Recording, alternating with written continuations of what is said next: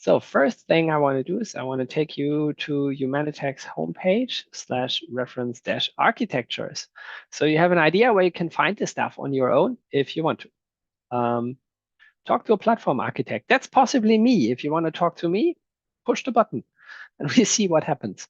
If you scroll a little bit down, you find the reference architectures. It's going to push the AWS button. So we have the AWS flavor right in front of us. And yeah, that's the picture that we are actually going to stand up tonight and probably have some fun with. So first of all, what is this picture composed of? You see planes in there and then boxes inside of the planes and logos inside of the boxes. The planes give you a general direction of what's going to happen at that level of the IDP, while the developer control plane is obviously giving the developer control over the artifacts which can be found inside of it. Yeah, so basically the interface on surface area of your IDP. Integration and delivery plane, this is where what developers build the code, which is sitting up here in version control, is actually coming together with the infrastructure. The orchestrator lives there and, like a spider on the web, pounces on any new code that comes its way, wraps it nicely in infrastructure, like the spider string around it, and then shoots it off to the storage area or the resource plane, where it actually gets deployed onto a waiting substrate. In this case, we are going to look at AWS first. And obviously, you want to have an idea of what's happening where, so monitoring and logging, and also anything you build should never be insecure, so the security plane is around here to help with those cross-cutting concerns. So what's important here? As I said, the planes, they give general direction. The boxes inside of the planes, they are important. Why? Because they represent capabilities. And what you see here is basically a minimum set of capabilities that we have observed in every platforming attempt out there. You can probably do with more components than you see in this picture. You most probably can't do with less. That's the idea. So boxes important. Are the logos important? Well, I would say there are some which have blue color. Here, the orchestrator, and up here, the portal. No, you don't want to get rid of those. Everything else is up for debate. Marketing makes me say these things. No, obviously, any symbol in here can be exchanged. It is a reference architecture. It is no completed solution architecture. That means any symbol in here is up for exchange. If you are, for example, a GitLab user and you don't want to use GitHub Actions for that reason, nor GitHub up here as your primary version control because you're using GitLab for that, well, scratch off GitHub, insert GitLab, and the whole architecture still remains its structure, still remains its functionality. No worries, no problems. All good. So that is the main idea here. And these things do not only exist in this picture form, they also exist in a completely terraformed form. So it's really easy to stand up such a reference architecture and get to the stage where you can actually experiment because you have all of the capabilities and components that you would need to do something useful. And that's what we're going to do tonight. So off to the races, I would say, because I'm not the biggest fan of Terraform runtimes, and we are going to actually need a little bit of that. So I'm in my project folder. I have a usual structure for things to happen. And because of that, I'm going to create a directory which is called RA39 because I have the slightest idea that most probably we're going to end up creating number 39 tonight. And I have some convenience functions here which allow me to, this is not the greatest magic to go there directly, but they allow me to go there directly from anywhere by just knowing the number. Yeah, and I have others as well, which allow me to do more distinct things inside of my reference architecture directories. I'll actually take you on a tour through those as well, because I think having a great way to set up your development environment, and by that setting the context completely right, is a very useful thing to have and to explore. Right. So next caveat. There's one thing where I'm not 100% sure how this is going to play out. And that is the topic of secrets. Yeah. I would like to actually show you everything as straight ahead as I can.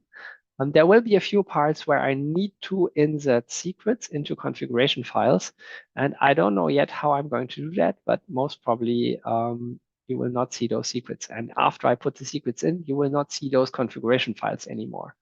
Yeah, we'll see how that pans out. All right, so from here, if I scroll down a little bit more, I select my cloud provider, I can say fork AWS repo, which will shoot me directly off to the reference architecture for AWS. In this case, that's github.com/humanitec-architecture/reference-architecture-AWS. I would totally paste that into a chat if I had one. I only have this chat here. I don't know if this is going to go in any way towards GitHub. I have no idea. I just pasted it in here. Probably Maria can forward that, so you don't have to remember this URL or type it out on your own. All right, so what do I get in here? A lengthy explanation, also the picture, an explanation about all of the planes in there. Oh, wait. Prerequisites. Yeah, a Humanitec account with the administrator role in an organization. Get a free trial if you are just starting. So that's a great link to push. Let's see what happens. This is going to get you to a form where you can start a free trial. Yeah, so this is probably going to delay your own experience for a few moments because you need to put in your stuff. I think I have a way around this, but this is literally not for you. This is my, I can only access this because I'm a super administrator on our system, obviously. I can just give my organization a name, and this is going to be HTC Demo 39, and I can create that. Which gives me exactly the same screen here that you would have as soon as you would start your trial. So welcome to Humanitec. Next step is to hook Humanitec up to your infrastructure and source control. Yeah, and it says, okay, reference architectures, get started, push the button. You will once again be funneled back to the reference architectures here. Yeah, so what do we need? We need to set a Humanitec token environment variable. Yeah, for that we would need to do this here. And then run Terraform. Okay, so let's see. First of all, I obviously need to clone that repo. Let's do that right here. Okay, and what I'm going to do as well is I'm going to copy something from another reference architecture. And I'm going to take number 35. I have a .nrc file there, and I want to have it right here. So what is a .nrc file? It is actually a file that allows me to prepare my environment. So I'm going in, and this is probably a good way to do it. I'm going to put all of my secrets into that file, yeah, which as soon as I type dir env allow, will allow dir env, as soon as I change to that directory, to read the file and carry out all of the exports which are in there. Yeah, so my environment gets pre-populated with the secrets. I don't have to show them to you, but I can show you what's happening. Yeah, and you could use the same mechanism to do this, and it allows me to credibly hide my secrets from your prying eyes. Good. So let's see. I want to start VS Code right here. And that is going to go off screen, because if it's not off screen, I cannot really put secrets in there.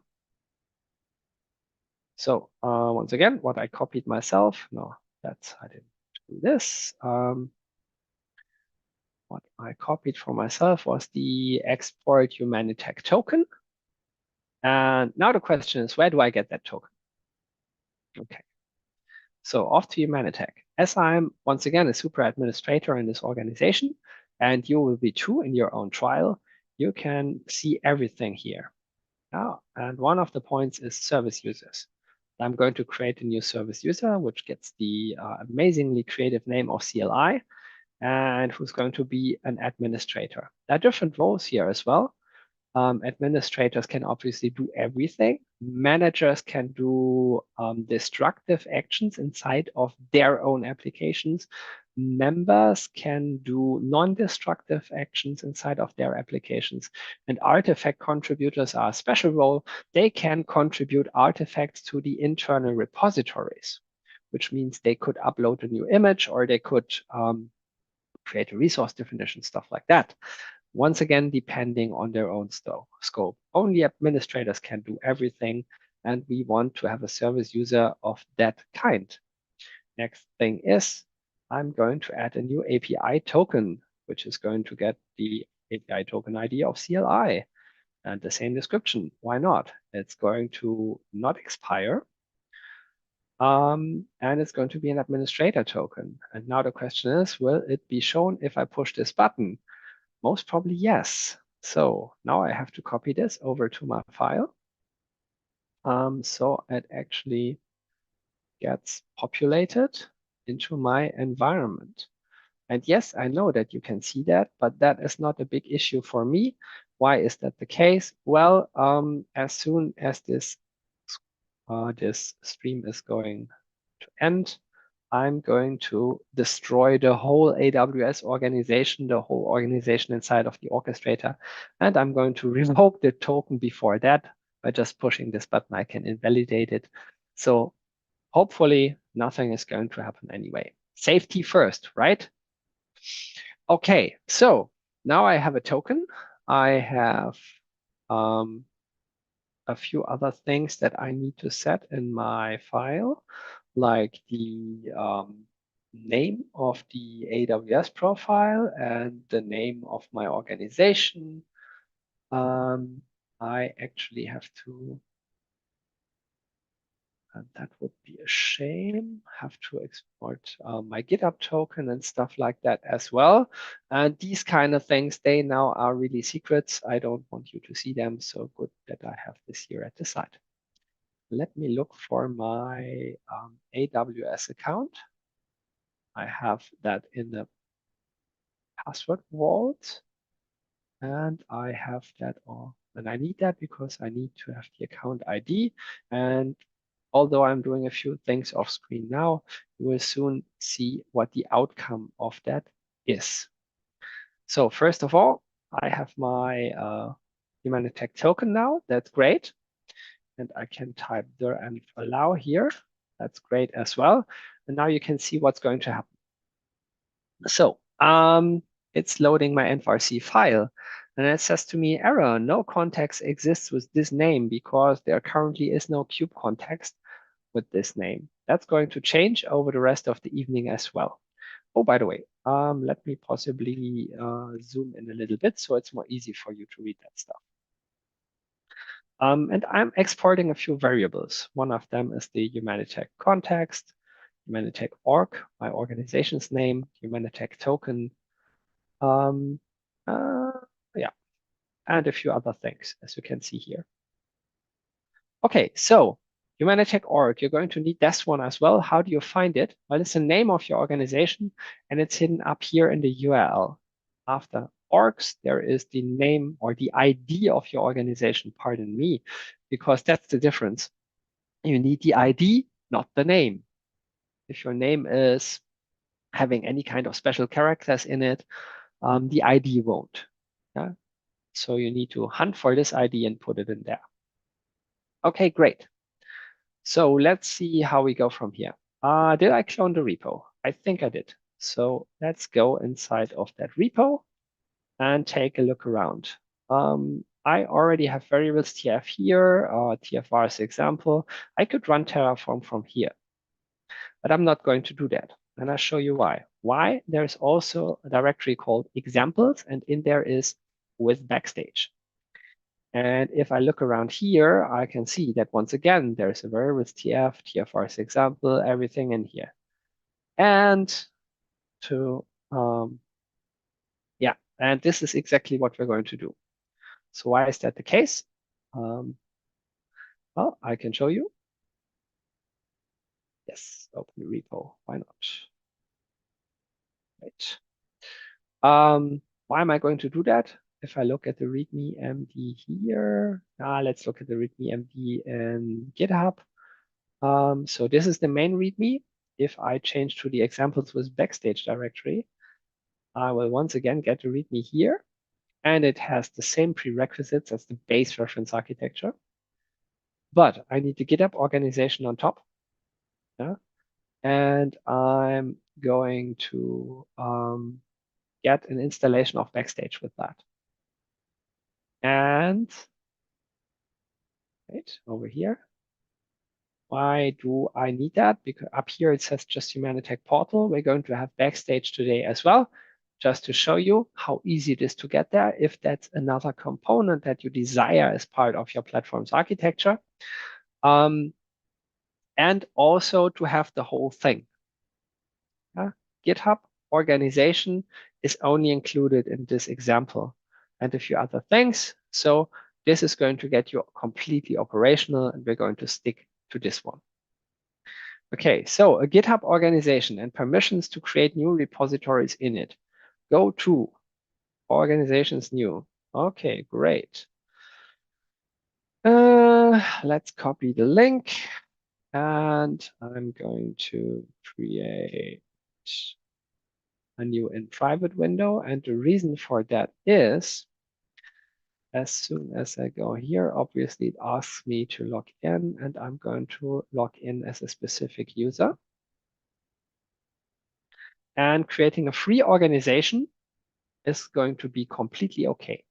Yeah, so we're creating a free organization, which is going to get, in my case, the same name as the organization.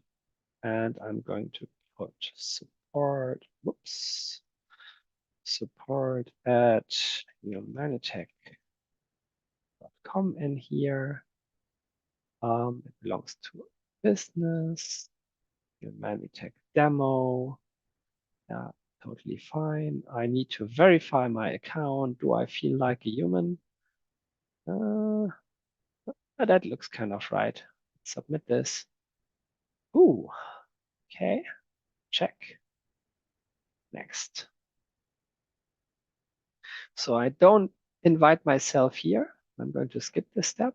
Why am I doing this? Because I want to invite myself from here, because here I can look for myself, find myself, invite myself, and I can invite myself as an owner to this organization, because I don't want to use this specific user, which is shared between all of the technical members of the technical team inside of Humanitec. So we all have access to such demo infrastructures if we need to. Yeah, but in this case, I really, really want to use my own. So I am going to the organizations over here, accept this invitation, join the organization, and from now on, I can do everything on my user. Great. Okay, cool. So I wanted to stay here, right? Back to here. Okay, so next step. Set the GitHub token. I already have done that. GitHub org ID, I already have done that. I mean, you have seen that. I can also just go back here and just say and reload, and you can see GitHub org ID, GitHub token, that is already pre-populated here. Okay. Right. Next thing is I need Node.js installed locally. I already have that. Yeah. I use macOS, so I just did a brew install Node.js and I was good to go. Next thing is I need to install a GitHub app for Backstage in my GitHub organization. So I'm going to copy that here and put that in here. Shoot. Which now tells me open a browser on this local URL. And this is now putting me towards GitHub once again. It says here, I'm signed in as myself. When your phone is ready, click the button below. No, I'm going to use the Authenticator app because yes, that's the authentication code. Great. And because I invited myself as owner to this organization, I can now install the app for the HCC Demo 39 organization. Great. For all repositories, install, done. That's all I needed to do. Okay, I can close this window here now. As it says here, GitHub app credentials JSON has been created. You can close the server now. Server closed, and I'm not going to show you the contents, but you can see that there is a GitHub app credentials JSON file here now, which has a different size than 0. So we are good to go. And that information is going to be utilized by Terraform later. Terraform is going to read it and then utilize the contained information to set up the connection to GitHub in a secure way using an OIDC provider. All right, great. So that is configured. Right, back to here. I've done that. So follow the same steps as for the base layer, applying these modifications. Execute example of Backstage after cloning the repo. Execute all commands here, yada, yada. Okay, same steps as for the base layer. If I go here, yeah. Okay, so what am I going to do? AWS CLI installed locally, AWS account, Terraform installed locally. I have all of that. So fork this GitHub repo. I've done it. Set the required input variables. I've done it. Ensure you're logged in with AWS. Haha, wait. Set the required input variables. I've done it. That's a strong statement for somebody who didn't do it. Let's take a look at the Terraform TFVARs example. And while I'm at it, I'm going to copy that file and I'm going to rename that copy to non-example. As you can see, that is grayed out here. So that tells me it is included in the Git exceptions. Yeah, so this should never be committed to your source code repository because it will in the end contain secrets. We can still look at it here. As soon as I have put in the secrets, it is off limits. Okay, cool. So I need an AWS account ID. Well, that's nothing harsh. I can do that. Where is it? Copy and paste. That needs a region. I'm going to use EU North 1 all of the time now. I found out that Stockholm is actually quite close to where I'm living. I'm living in the geographical center almost of Germany in a little town called Hilden. And Stockholm is internet-wise right around the corner. And as it seems to be, AWS provides cheaper machines there than in Berlin, which would be, in Frankfurt, which would be still closer to where I'm living. but it is one of the most expensive AWS regions out there. Yeah, so I'm going to use Stockholm. It's close enough and it's cheap. Okay, so I'm going to use a disk size in gigabytes for my EKS nodes of 120. Why am I going to do this? The reason here is that if I leave it at 20 gigabytes, I cannot show you one demo later if I want to do that. And that is deploying NVIDIA's Triton inferencing server, which allows me to run the inferencing for AI models on top of those machines, which will only work if I have enough of storage size, because that is a rather big and chunky image. So my nodes need enough storage to be able to download it and then unpack it and then run it, which triples the amount of size that you need. And if you have an image which is larger than 25 gigabytes, well, go figure. All right, the GitHub org ID I do, that is HTC demo 39. This is no secret either. The Humanitec CI service user token. Well, this is the token you have seen me use in the beginning. Yeah, so this is no real secret by now anymore either. Humanitec org ID is in my case the same as the GitHub org ID. T3 large are great instances. We keep them, and we're going to reuse the most current version of the resource pack. Well, we did get through all of that without a single secret I can't show you. Great. Cool. Okay.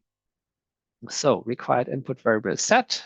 And sure, you are logged in with AWS. Well, I'm actually not. So, but I need to do this.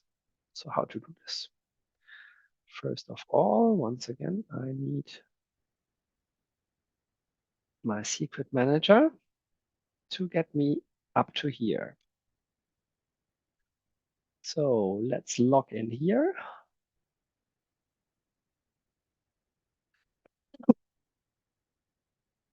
Okay, so now I'm logged into AWS console. Why am I doing this? Because I need to have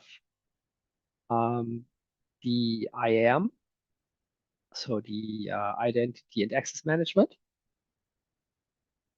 And there I need to find myself as a user, and I need to take a look at the security credentials here, because I want to have some access keys. And first of all, I need a command line interface access key. And yes, I totally do understand that there are other options, but I want it like that. So I'm going to create that key. This is the access key. Now this is going to be off screen a little bit as well, because I need to remember those. So let me do that correctly and put it into my password manager. If not, all hell will break loose because I don't know where things are anymore. So CLI access, paste it here, add a new field. This time it's going to be a password. CLI secret. Copy that. Paste it over here. Great. I'm done. Yes, that's okay. I'm good. So that's the first that I need. So now I can actually authenticate on the command line against the AWS CLI, which in turn Terraform is going to use to authenticate itself against AWS, and then be able to talk to create resources and talk to Kubernetes clusters and all of the funny things. Next thing we want to do is we want to have one more access key. And this one is for application running outside of AWS. So why am I creating this one? This one is a little bit more tricky. I want to show you later on a few things if we have the time for that. Like, how do I create a resource definition And a resource definition is the kind of interface configuration that tells the orchestrator, okay, under these circumstances, if a developer wants to have, like, for example, an RDS database from you, yeah, or a Postgres database, in production, you're going to create an RDS database, and in development, you're going to create a Postgres container inside of the Kubernetes cluster. And I want to use Terraform for that. And if I want to interface with the AWS from Terraform running outside of that scope of my own CLI, then I need to have those credentials. Okay, so let's create the access key for that. Okay, so save that one as well. TF key.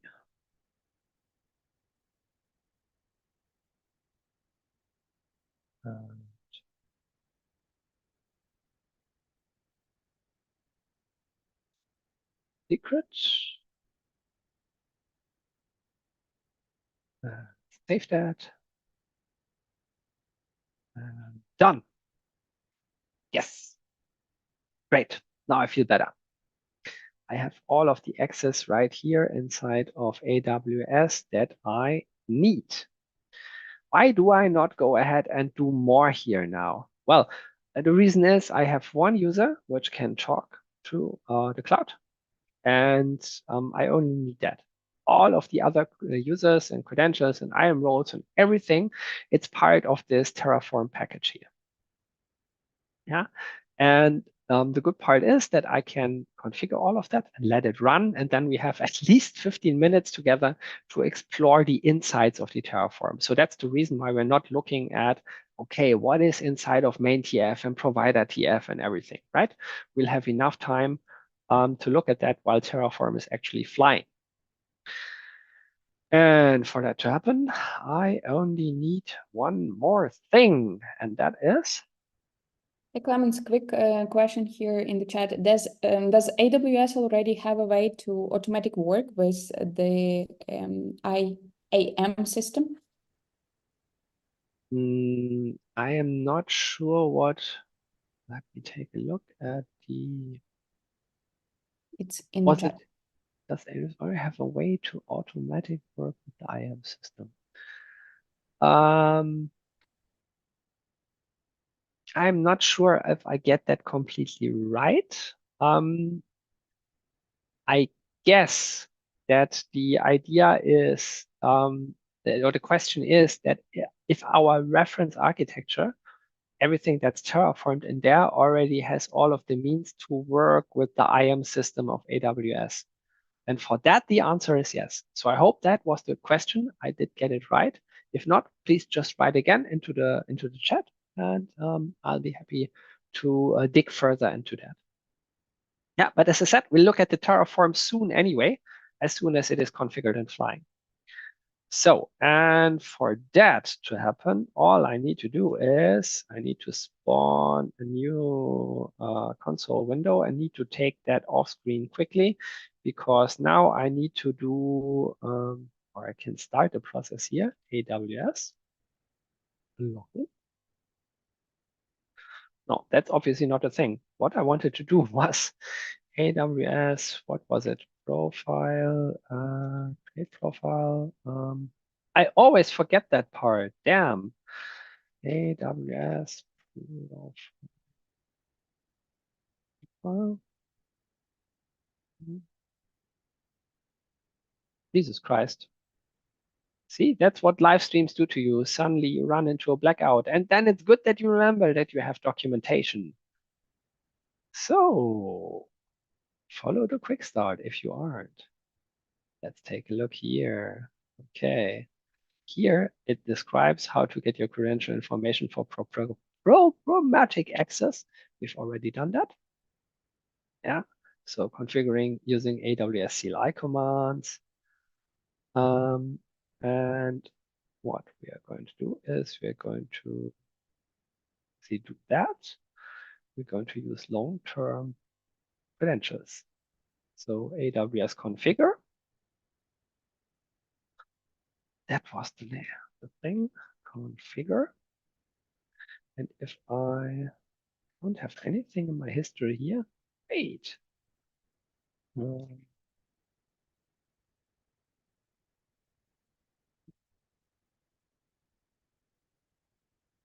hello there. It's been a long time. I don't have anything in my command history. So if I remember correctly, I can add a dash profile equals HTC demo 39 here. No, was it dash profile? The reason for that being, let's see, and this is the last thing I can do together with you. So now I can put my access key in here. Now it's asking for the secret key, and there is no way to not put that in plain text into my terminal. That's the reason why now I need to take it off screen. And then it asks for a default region name. I'm going to put EU-North-1 in again, and the default output format. I really don't care. So, and the reason for that is that once again, if I do dir and reload, it will show me everything, and you see that there is an AWS profile here, and that variable, if I just echo out $AWS profile, you will see that that says HTC-demo-39.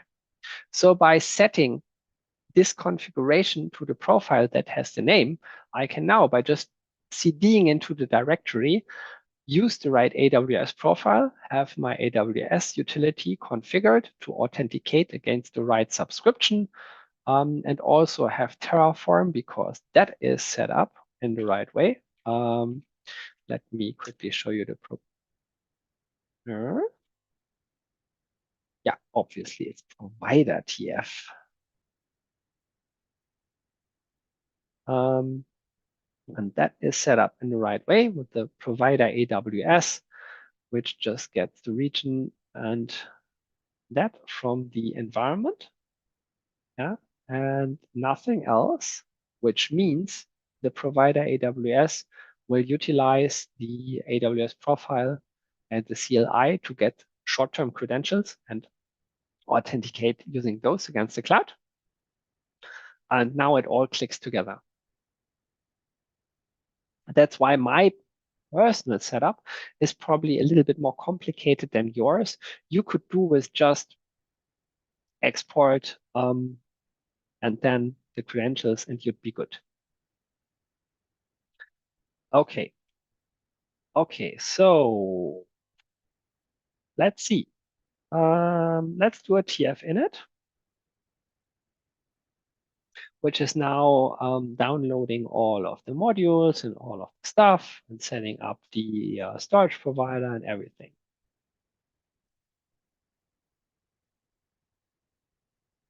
And I guess, if I remember correctly, going back here, set the Humanitec token. We've already done that. Now it says Terraform init, Terraform plan, Terraform apply. Okay, so Terraform has been successfully initialized. That's all good. Let's do a Terraform plan just for good measures. Okay, so that's 117 resources to add. As you can see, that is more than just one. Let's do a Terraform apply -auto -approve, which does not make me confirm that anymore because I really, really want to do this. Okay. So while Terraform is now speaking to the cloud, we have some time to look at other stuff like the chat. I can see there's something moving in here. Try AWS configure. Yeah. Hey, thank you very much for helping me out. That was the thing. And we can also take a look at what's happening here. So you can see that Terraform TF state is being built out. for the beginning. Actually, in the end, the state will be stored inside of the cloud. So let's take a look. So the TFRs, we did that together. Provider, we already did take a little bit of a look inside of here. What's happening here? So we have an AWS provider, obviously. We have the Humanitec provider, which is allowing us to talk to the orchestrator and get stuff done there. And we have the GitHub provider, and the GitHub provider is being used a little bit as well. That's why we created the org in the first place. So we have a place where our source code repositories can live. And in this case, what is going to be created there as the first repository is going to be the Backstage repository. That's going to be cloned from our own reference architecture template repository. And we're going to set up quite a few secrets that we've prepped the system with as well by providing the secrets inside of the environment variables. They're going to be put in as GitHub secrets, and that will enable Backstage to talk to the ECR repository that is being created that will allow GitHub to talk to the orchestrator to deploy things and create applications and do all crazy things. Okay, so let's take a look at how this is all structured and how this is happening. So we have a main TF here, which is first of all calling out to the base module, which is living 2 directories down in modules base. I'm going to look at this soon. And then we have a Kubernetes provider, which is actually going to be prepped with the credentials of the EKS cluster we're going to create. And then we have a Helm provider, which is also prepped with that. So why do we need the Kubernetes and Helm provider? So as soon as we have an EKS cluster, that's great to have that, but without any kind of ingress, it's really hard to play with that cluster.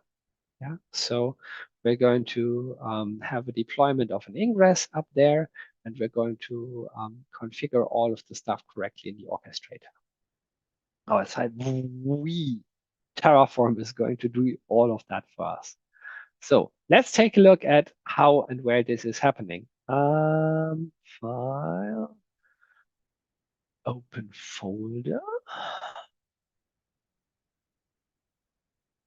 Okay, so I just want to go 2 folders up and use RA39. Let's open that.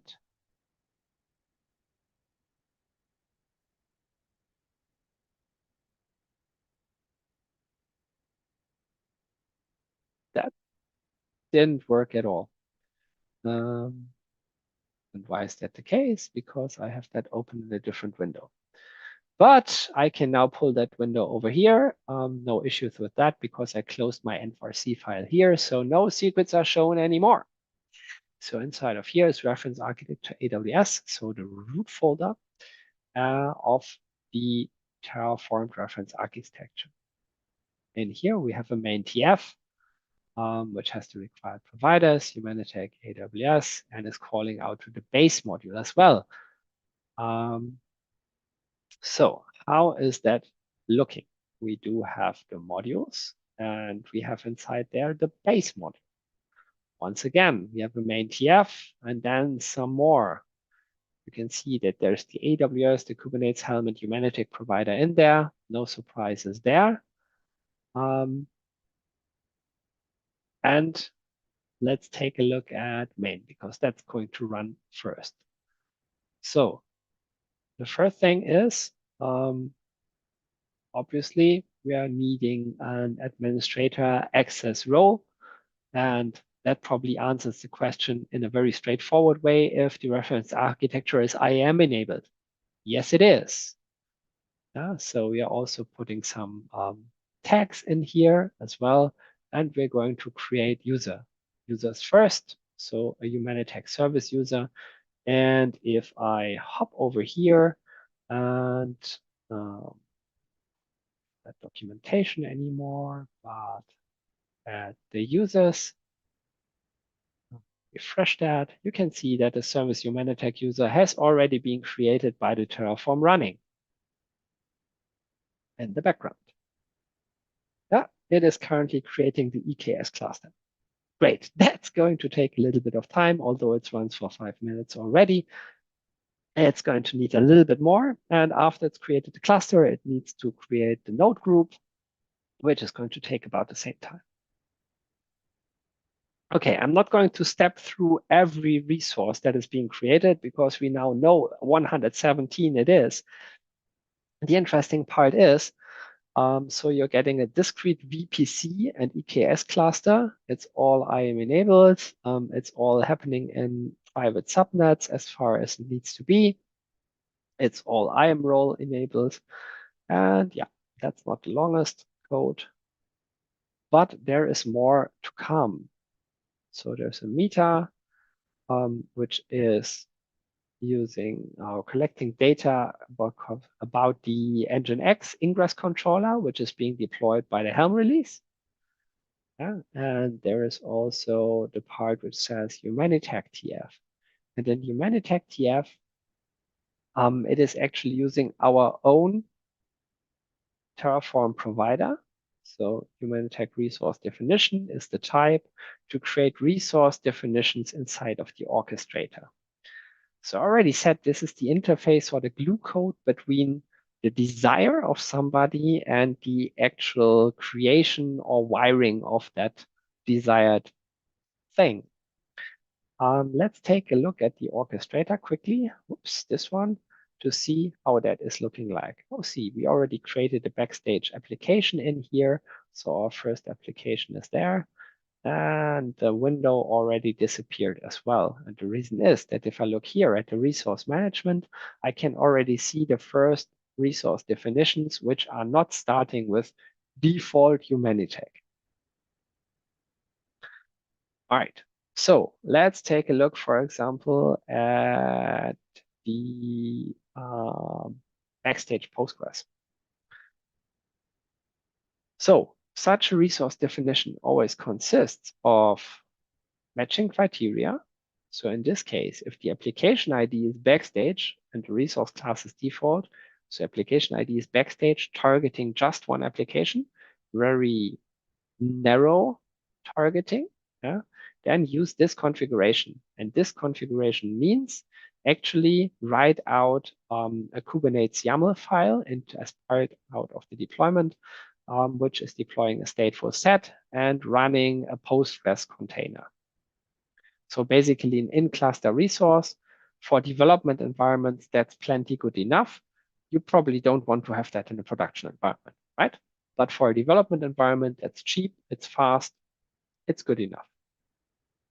And in this case, for our own internal backstage portal, it's good enough as well. So, and we need to create these resource definitions. So the orchestrator actually knows what to create or wire under which circumstances, the matching criteria, and when, right? So, and for that, we are utilizing our own Terraform provider in this case to write out, oops, just is definitely the wrong window. This is the right one to create this resource definition. And the good part about this is, as part of the because it's part of the whole terraforming of the reference architecture, it can take the secrets, which are basically created upon creation of the resources, like a username and a password, which are literally created as soon as the cluster is being created. Yeah? And then we can siphon them off here and inject them into the resource definition inside of the orchestrator. So now the orchestrator knows how to connect to this Kubernetes cluster in the end, because that's the K8s cluster driver, which is connecting to the EKS cluster that we are creating. Are we creating? Node group. So cluster created, node group still creating. Let's take a look if this is a lie or if this is true. Elastic Kubernetes service. Go over here, take a look at the clusters. That RefArch cluster has already been created. But I guess if I look at the compute resources, there are no nodes available. There's a node group. Desired size is 3. Actual size is not yet available because it's still creating, which is what we see here. Okay, so the state is not a lie. That's good, but it's going to take a little bit of time as well. Okay, so by the way, if you wanted to take a look at provider Terraform Humanitec, at how this is actually playing out, you can go directly to registry.terraform.io. There you can find the Humanitec provider. This is the latest version, and you have the full documentation on how this thing can be used to actually create the configuration of the orchestrator using Terraform. There are other ways as well to create the configuration, but in this case, it's pretty convenient because you can create all of the needed infrastructure and the corresponding configuration in just one rush using one Terraform execution. Okay. And this is the part that I've dreaded while thinking about doing this end-to-end setup. And that's the reason why I never do it live in a webinar, because there comes this point in time where you find out, well, Terraform is going to need a little bit more time. And I've basically said everything that I already wanted to say. Whew. It seems like I'm lucky. Terraform has just concluded creating 117 resources, which means that now I have more things to show you because we are not yet up and running, and I can show you why. Okay, let's do it. As I said, I have a few convenience scripts, and one of them is Ogra, or open the GitHub of the reference architecture, which will get me to the right GitHub org, HTC demo 39 in this case, and I can see one repository. As promised, this has been created by Terraform as well. It's a clone of the GitHub template repository inside of our Humanitec architecture organization, and it is carrying Backstage. You can see a lot of things in here. So it's a complete Backstage installation. And what you can also see is a .github directory, which contains a workflows directory, which has a CI YAML and a deploy YAML. And if I look at the deploy YAML, I can see that in the end, it is using score Humanitec --deploy. So it's going to actually deploy what has been created by the pipeline run of this GitHub action. But you can see the yellow dot up here. If I go over to the actions, that initial commit is still running. Why is that the case? Because this is building a Backstage image, which is by no means small, and it is actually collecting now, I guess, a metric ton of JavaScript repositories, compiling everything, creating that image. So that is going to take some minutes as well, which in the end is going to be the first deployment, which is going to appear in here. So our Backstage application, an application is a container for workloads. A container for environments and workloads. And in this case, I already have a development environment, but inside of there, I have nothing deployed already. So I also have no workloads. Yeah, well, this is the compilation which is running in the background and which is going to take a little bit of time still. And then here is going to be our first deployment. And as soon as that has appeared, then I can basically take you through all of the functionality of the reference architecture. Although you can basically see how this is playing out already. Yeah, because all of the further repositories we're going to scaffold for ourselves as starting points for experimentation, they will also come with two things. One is a .github and the workflow directory, where you have some pipelines pre-created that are going to compile the stuff and push it automatically to the orchestrator. And what you also get is this score.yaml. Let's take a look at this one. So this is a score file, and the score file, I could probably show you score.dev. Yeah, it's an open source project. You can find it on GitHub, and it is a notation and where a developer can describe in a platform and environment agnostic way, which is very developer centric, what kind of resources his deployment will need inside of a runtime environment so it can actually work.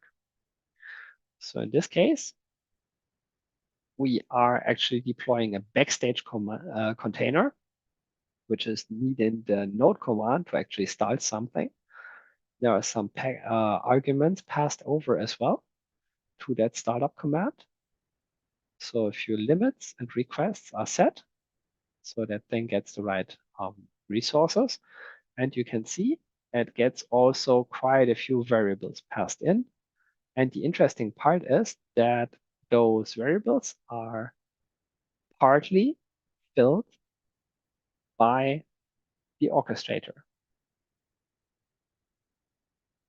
What does that mean? That means that resources DB host is not being provided as part of the configuration of GitHub during a GitHub action run. So this is passed on to the orchestrator, and the orchestrator, while deploying this application, understands that it needs to look up the database host name from the resources. And one of the resources, if I look a little bit further down, is that a DB of type Postgres is being requested here.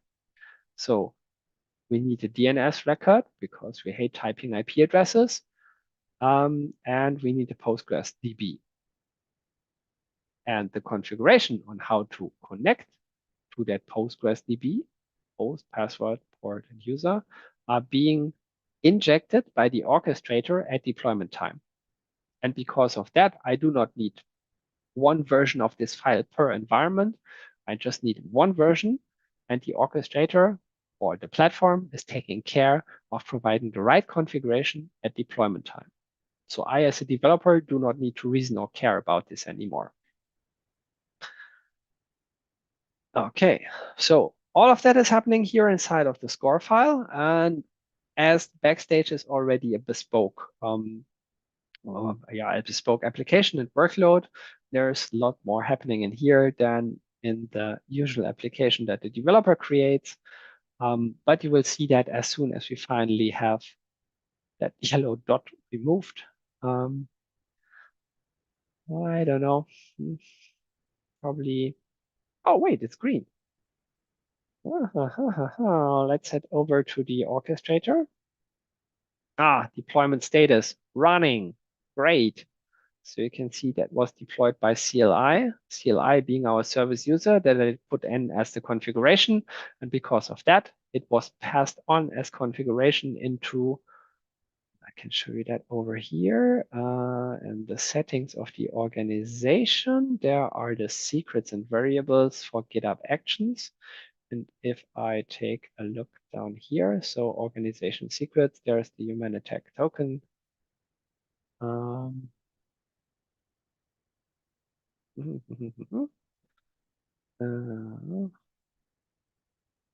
Yeah. If I take a look at the organization actually and not at the repository.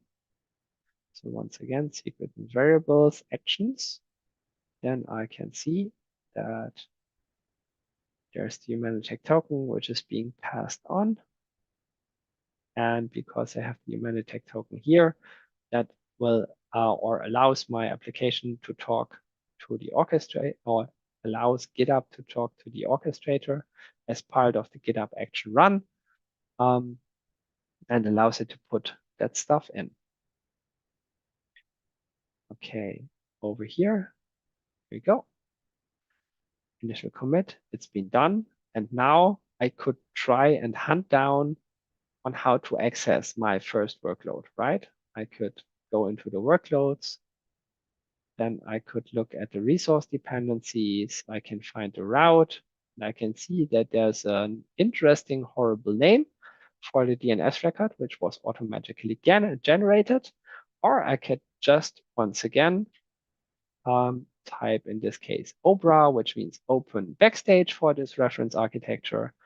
And this is in the background talking to the API of the orchestrator to fetch that URL and creating a new tab in my browser, which is prepped with the URL, which is way more convenient than clicking myself through the UI.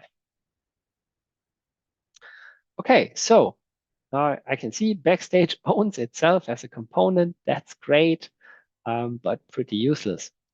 So why am I showing you this? If you think about, or let's go to the reference architecture. I skip all of the verify your result, yeah, because we are verifying this live together, that everything is there. If you think about this picture here, we have Backstage up here as the portal and the developer control plane. So this is one of the interfaces that the developer used to interact with the platform. And as soon as I have a project or a product to work on, I will most probably choose different interaction methods.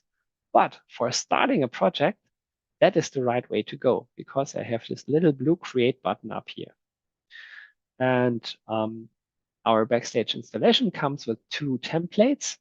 One of them is the pod info service template. It doesn't have a lot of things in here. You only need to give it a name. Mine is going to be JTest 101.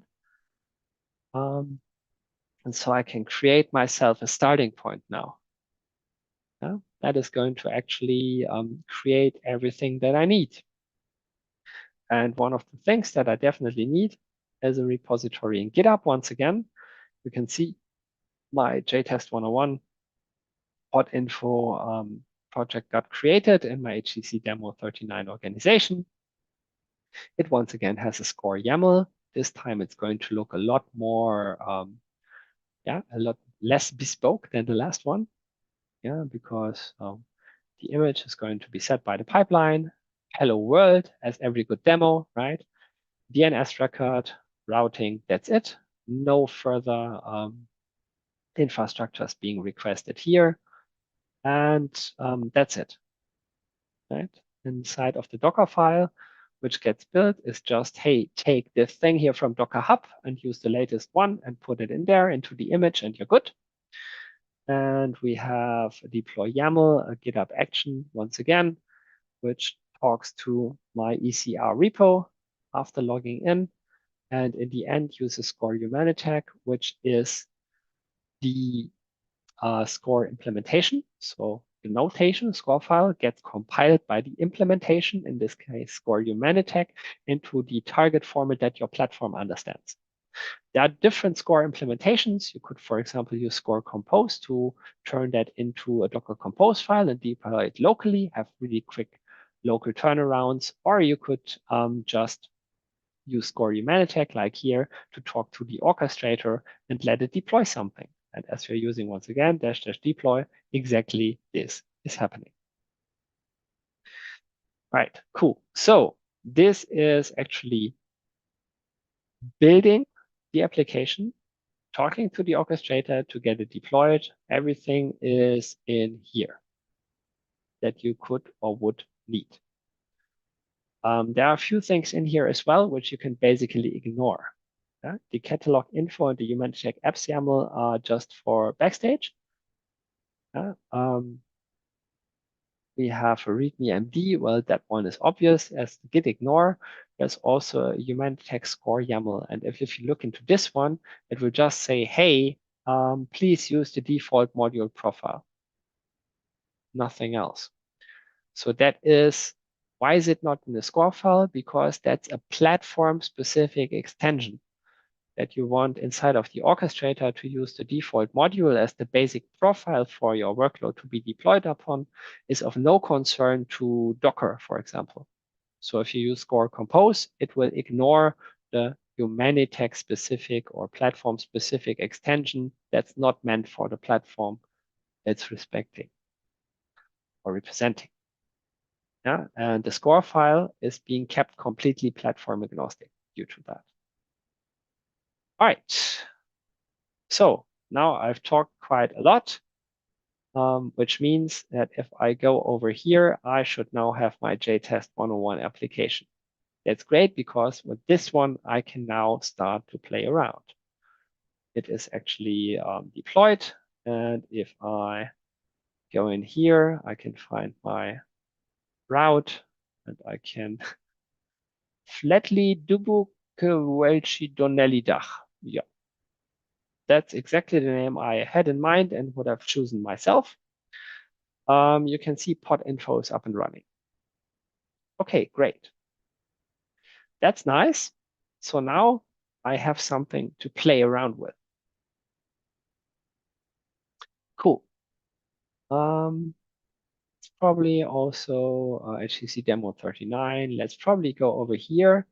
And I mean, I don't need the reference architecture anymore currently. So I'm just going to do a repo clone HTC demo 39 JTest 101. Here we go. Which means now I have my JTest 101 application also on my local hard drive. That's lovely. That actually gives me the opportunity, for example, to say, hey, I would actually like to have some infrastructure. Let's say I want to have ready, because first of all, it needs a name and then it needs a type. I want to have ready to Redis, because Redis caches, who doesn't want to have them, right? They are great. We all like them.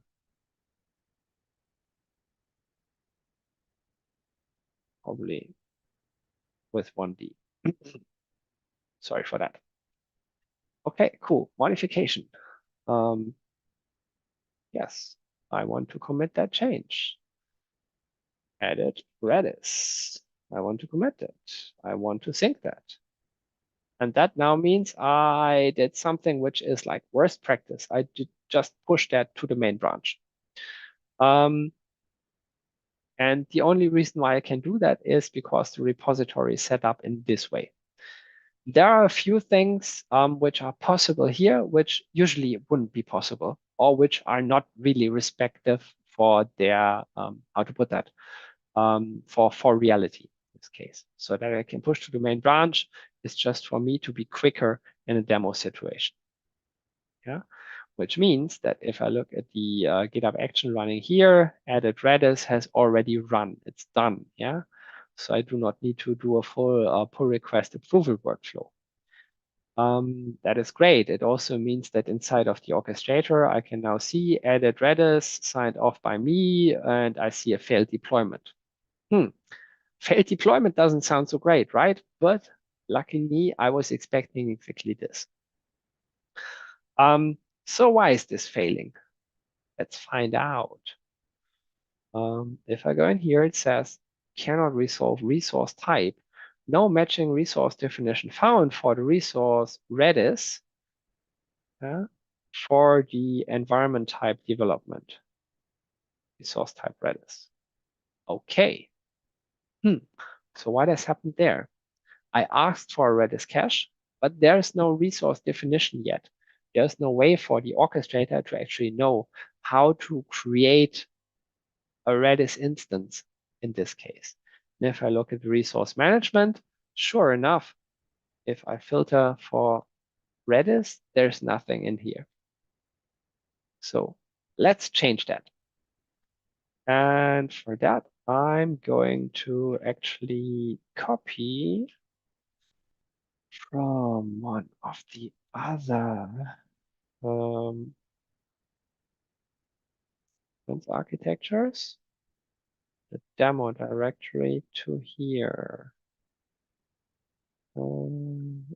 This directory. Why I'm doing this? Because I have a few things in here to actually play around with. And one of them is Redis Elasticache example. Yeah, right. Hit the right key, please. Which is, as you can see, also relying on Terraform to do things. But first, I have a Redis card in cluster.yaml here. And if I show you what this is actually a kind definition. So this is a resource definition in YAML format. It has an ID, a name, type, Redis, good. And it is using the template driver, and the driver is the actual piece of code that implements the logic to interface between the orchestrator and the actual resource that is being created. And the template driver is able to write out templates. In this case, we are writing out a manifest, so a Kubernetes manifest, a deployment YAML, which is literally just deploying the Redis Alpine image, so an in-cluster container which runs Redis, which is probably fair enough for something that is running in development. Okay, and lucky me, I have prepared all of my environment. That means I also have humctl, which is our own CLI at the ready to talk to the orchestrator. So I also have a shortcut called H, which means I can H apply file, and in this case, Redis card in cluster YAML. That might eerily look like kube control apply -f and then the file name. And yes, there is rhyme and reason to that. It should feel like you're using the orchestrator a little bit like a Kubernetes cluster. Okay, so top level entity property not present. Ah.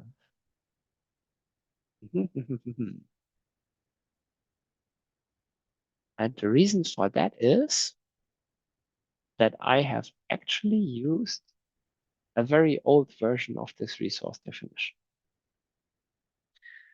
And a newer version of that resource definition would look different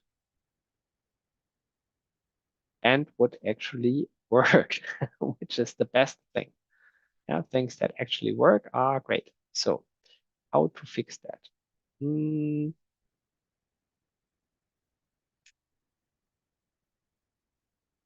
Find the right window. Task completed. Go in here.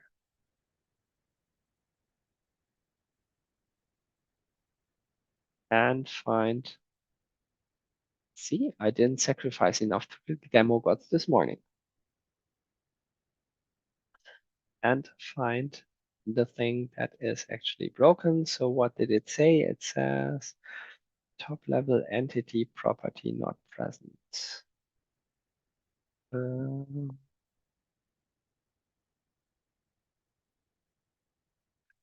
Look here and look at the resource definition YAML. As you can see, this is also a Redis. And I am kind of lacking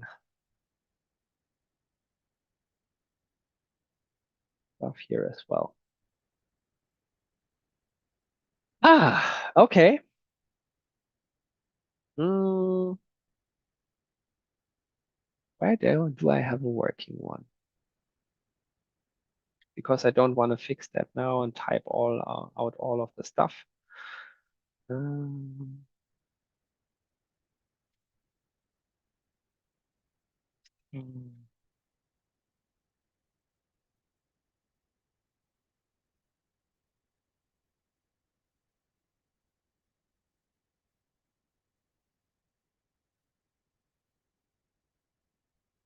Okay, that was a little bit ambitious.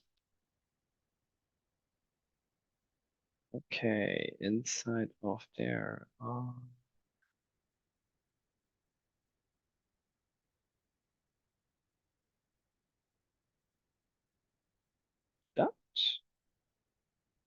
That. Let's see.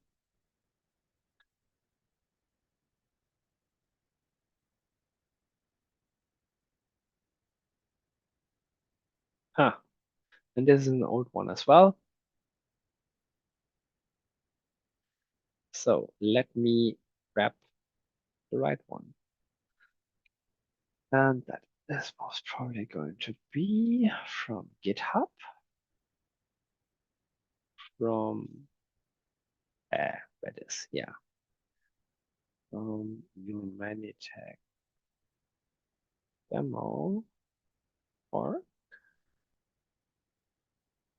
and inside of there from online boutique.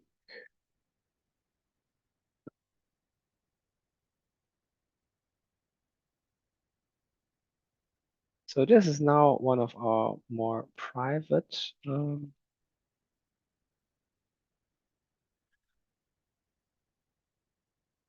repos. Okay.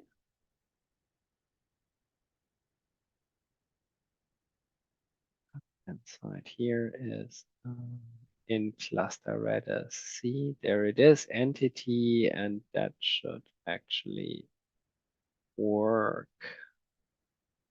So let's copy the raw file and put it in here.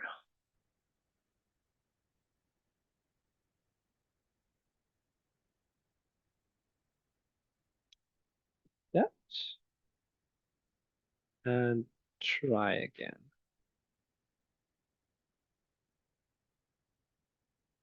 That was the expected outcome. Okay, so let's head over to the orchestrator and reload here. So the resource management should now show a Redis in cluster. If I now filter for Redis, obviously you will see that it is there. It has no real matching criteria. Resource class is default means match everything. And it will actually create a Redis. Okay, cool.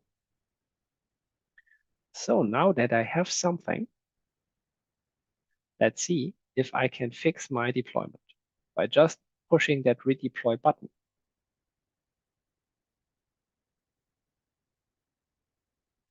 And the good thing is, if something goes wrong in production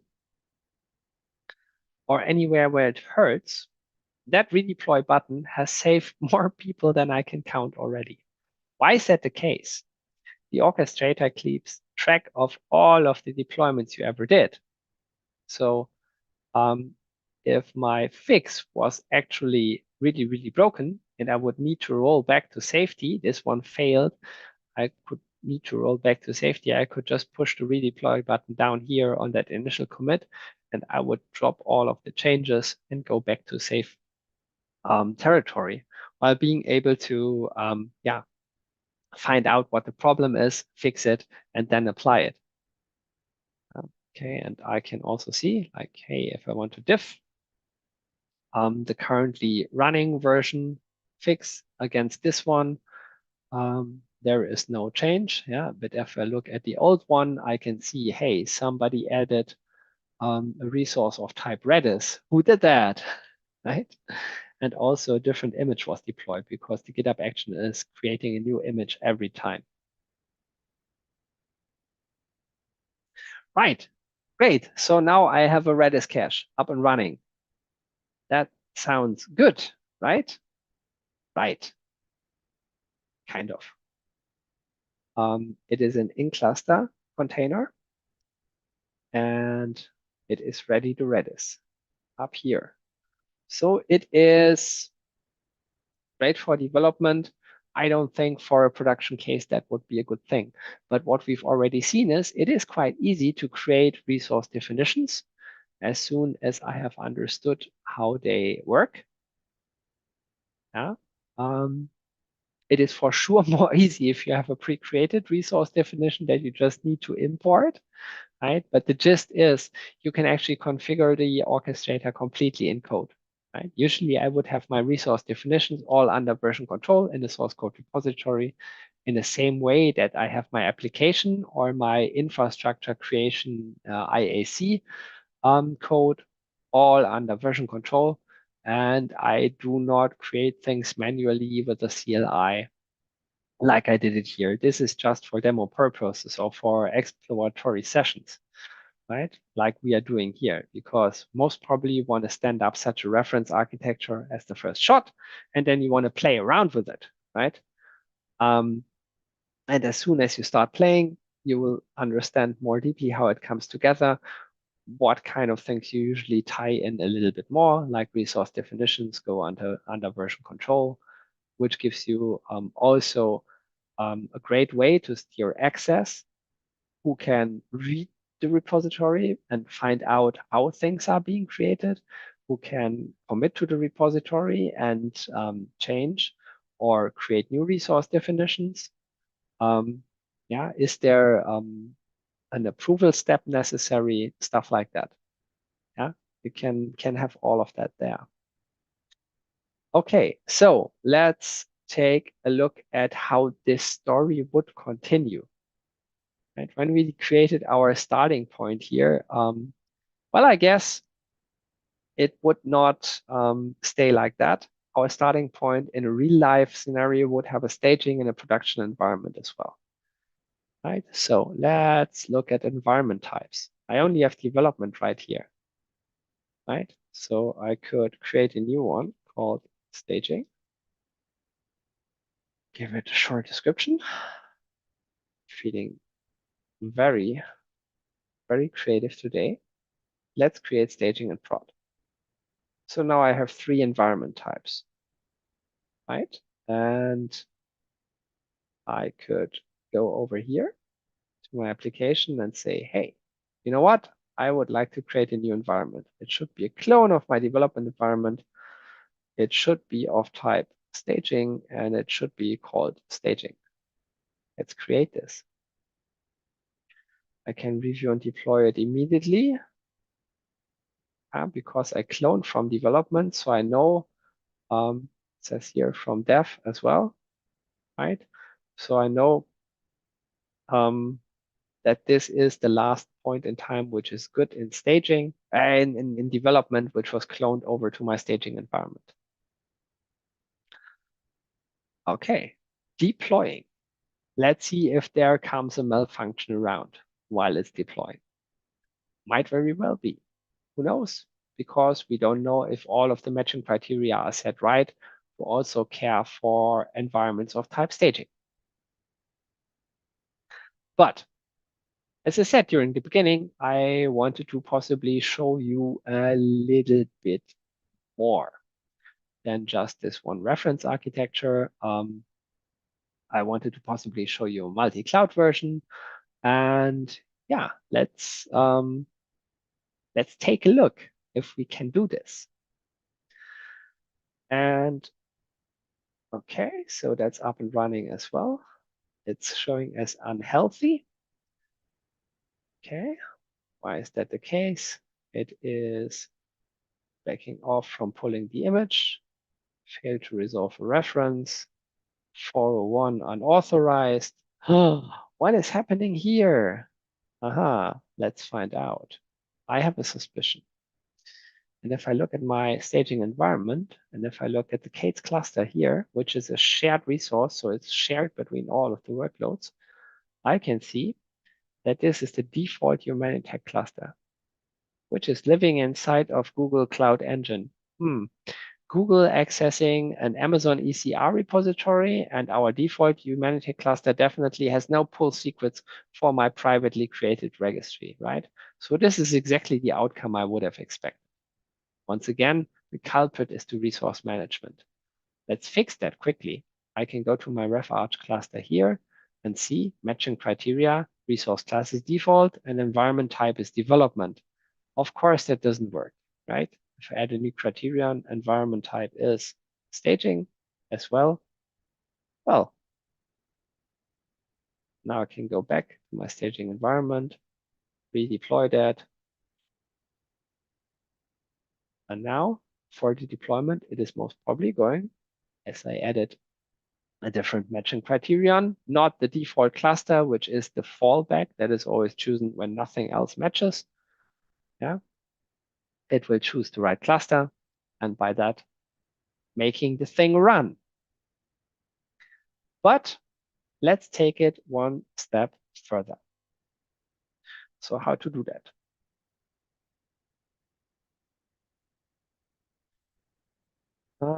There is the reference architecture AWS directory.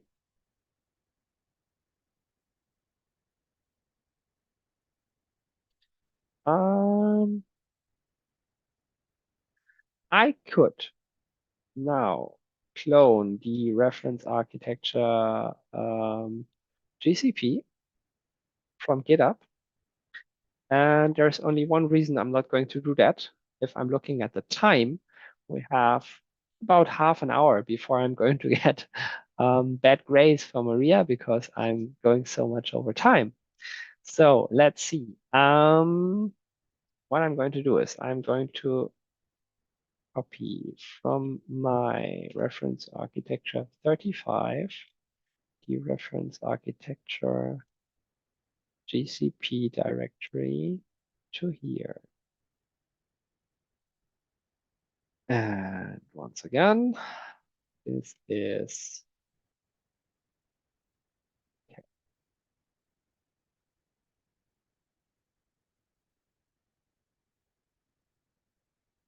So this is by all means a reference architecture. So you can see the structure that should look very close to what you've already seen.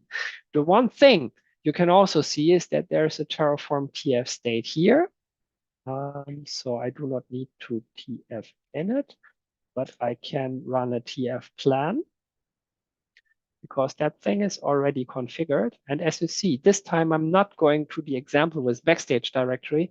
I'm staying in the main directory because I only want the core of the reference architecture this time. From the AWS reference architecture, I already have all of the extended resources. This time I only want the core stuff. Yeah, so, and because of that, I can now run a Terraform apply. I copied the directory. That means I also copied the configuration. So I do not need to create a GCP account now. There is one that I'm just going to use. So it's going to be a little bit faster. I'm stepping over a few steps, but let's go to the repo itself and show you inside of the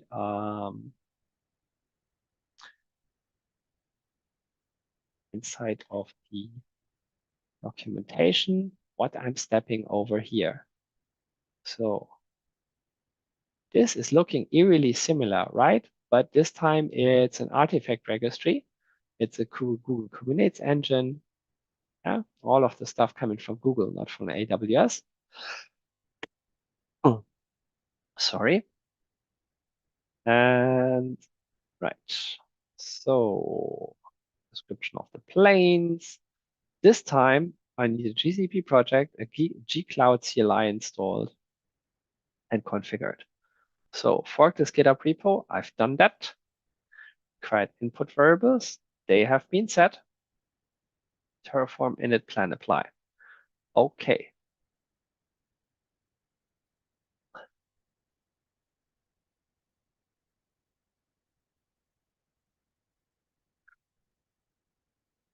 Okay, so this time I need a Google project ID, I need a region, and I need a Humanitec org ID. All of that is set. Okay, and it's basically going to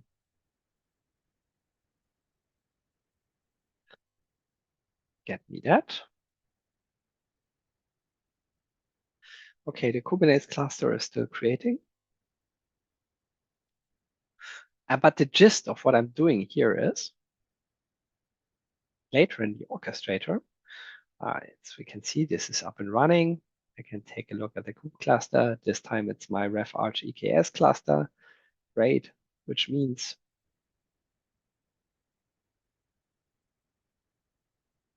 this should be running. And sure enough, it's a problem of my home network, which sometimes doesn't let WebSockets connect. So the UI didn't refresh. One reload later, we can see it's up and running. Okay, so great. But what I want to have now is there is this RefArch cluster, which is an EKS cluster. Yeah? And as soon as this has completed, we're going to have a different cluster, which is going to be a RefArch cluster with a little bit of a different prefix. Okay, let's do a cdra 39 in the second terminal. Let's try that here. And sure, as can be, currently there is no HCC RefArch cluster.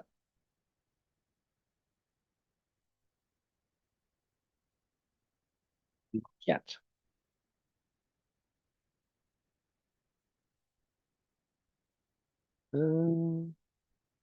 Yeah,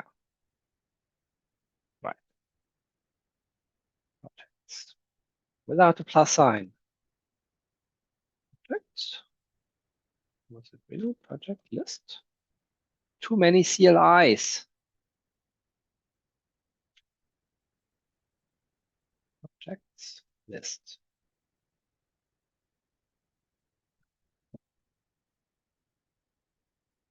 Hopefully it is going to be this one over here.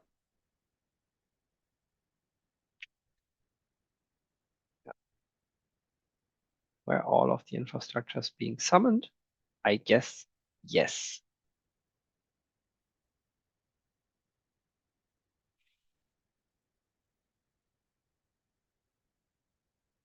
HCC demo 0101, Europe West 3. This sounds very promising. All we need to do now is wait for our GKE cluster.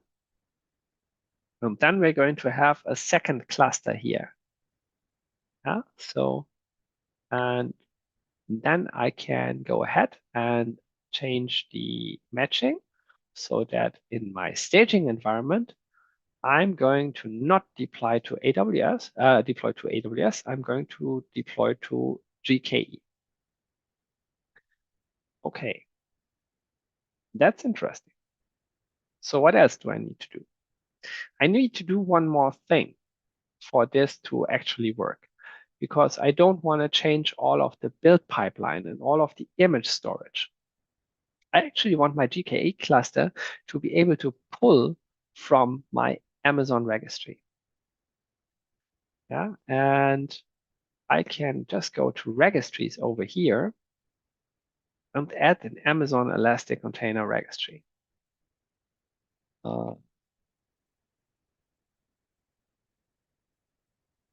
Give it an ID. Give it a URL. Okay, yeah, right. Good idea. BCR, Elastic Container Registries. Right. I want to give it a URL.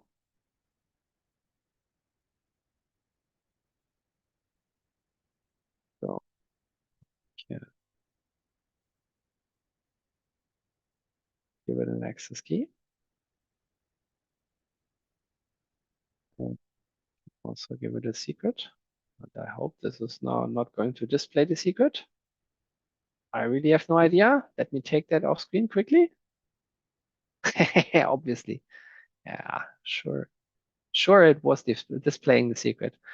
But this is like only happening once, and then as soon as you commit it, you can't see it anymore. It's just how that field works in the browser. Now I have my AWS registry with this URL configured in the orchestrator. So why did I do that? Because the orchestrator is clever enough to figure out that as soon as an image is being put onto a cluster, which is being pulled from this base URL here, then into the deployment, it should inject image pull credentials. So that means even though I will have a different cluster soon, TM, thank you, Google, for being super fast today, which is usually not able to pull that stuff because as part of the deployment, it's going to get image pull credentials injected. It will be able to access the registry and pull in the image. This is one way to do it.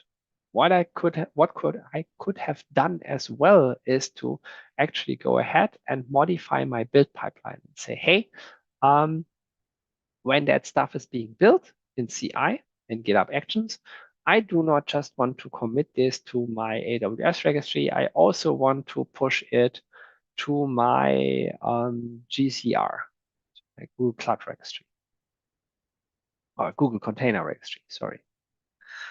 Yeah, would have also been a possibility. And I can see something flaring up in the chat.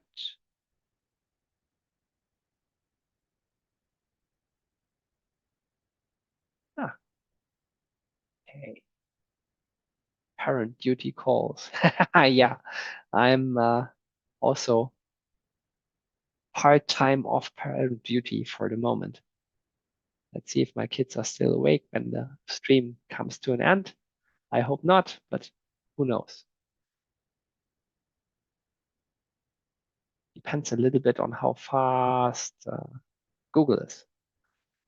Okay, still creating. At least we are already deploying the ingress, which means our cluster will be accessible soon, hopefully, and give us the opportunity to play around with more infrastructure.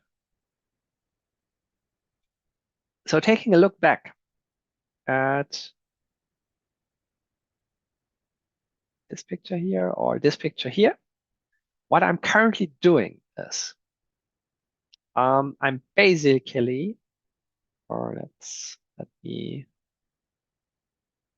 snap an image quickly and edit this. So what I'm doing is I'm actually keeping this part here.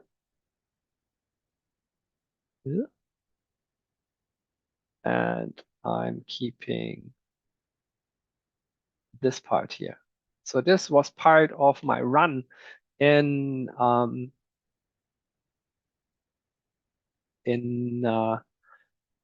AWS version, right? So, but I also have like this part here, right? And let's see if I am able to do that.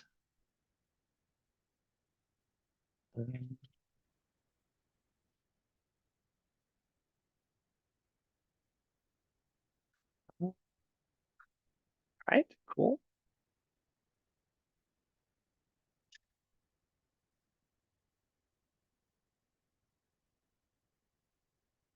If I'm basically taking this here and I'm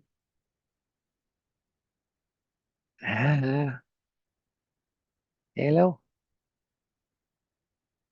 How do I do that? Can I do that? Crop, not crop, but add like that.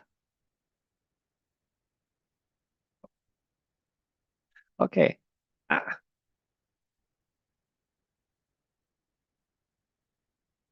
I'm basically adding this over here and turning that into a second resource plane. Yeah, and now I can choose freely if I want to go from the deploy part, I want to go here, or I want to go here.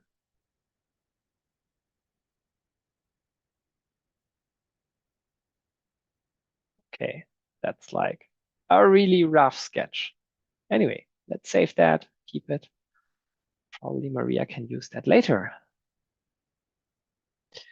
Okay, so let's take a look. Humanitec API error. Ah, of course.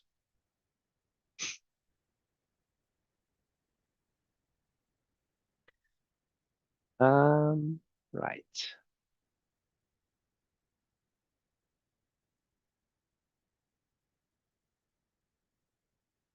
So what did go wrong? The answer is inside of the TF-vars here. Or where was TF? I guess. Is the Humanitec org ID.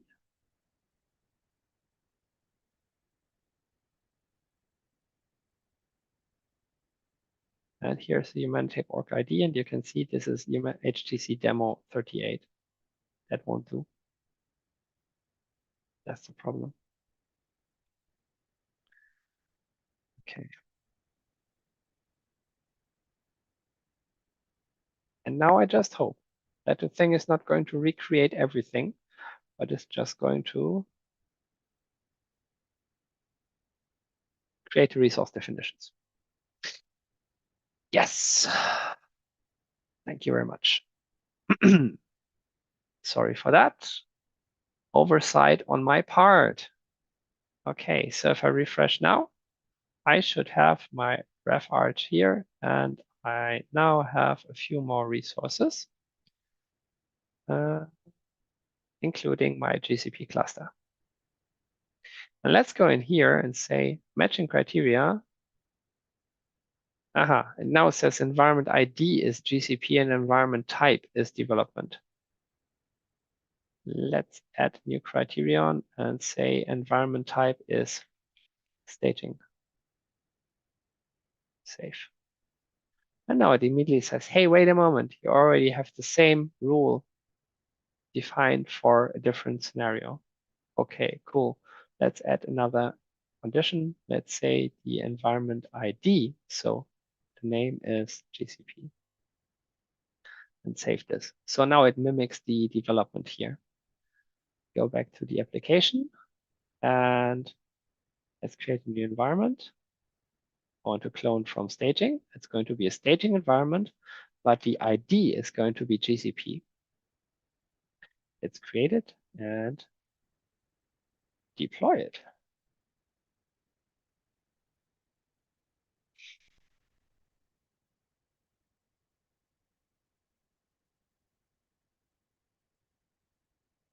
Once again, we need a little bit of time. That's the curse of the infrastructure engineer, so to speak. Wow, when you have a self-service platform set up, which is giving developers the opportunity to basically request whatever they need in a self-serve way.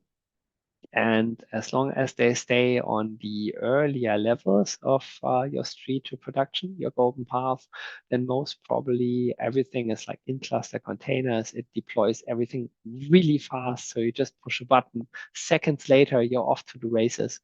For the infrastructure engineer while setting up infrastructure or while prototyping infrastructure where you need a few iterations, it's a different story, right? Okay, so let's see. GCP it is up and running. Let's take a look at the K8s cluster. Resource definition is GCP cluster. It's running in GKE. The name is HTC Ref Arch cluster. Okay, let's see the proof of the pudding, right? Where was it? Yeah, of course. It's a different window, if I remember correctly. So G Cloud, was it? Container, clusters, list. Let's see.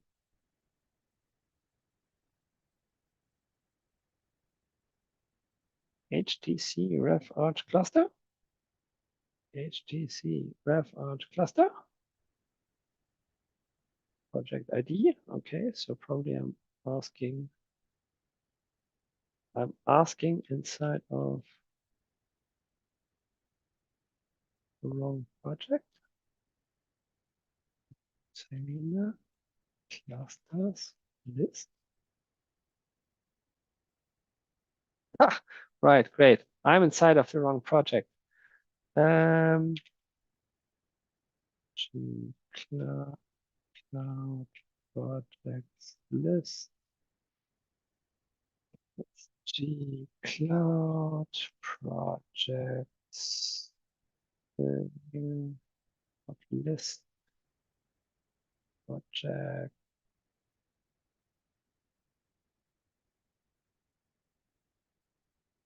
How do I set the default?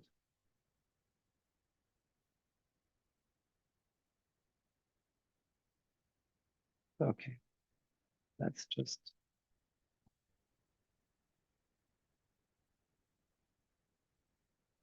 I hope I can set it like that.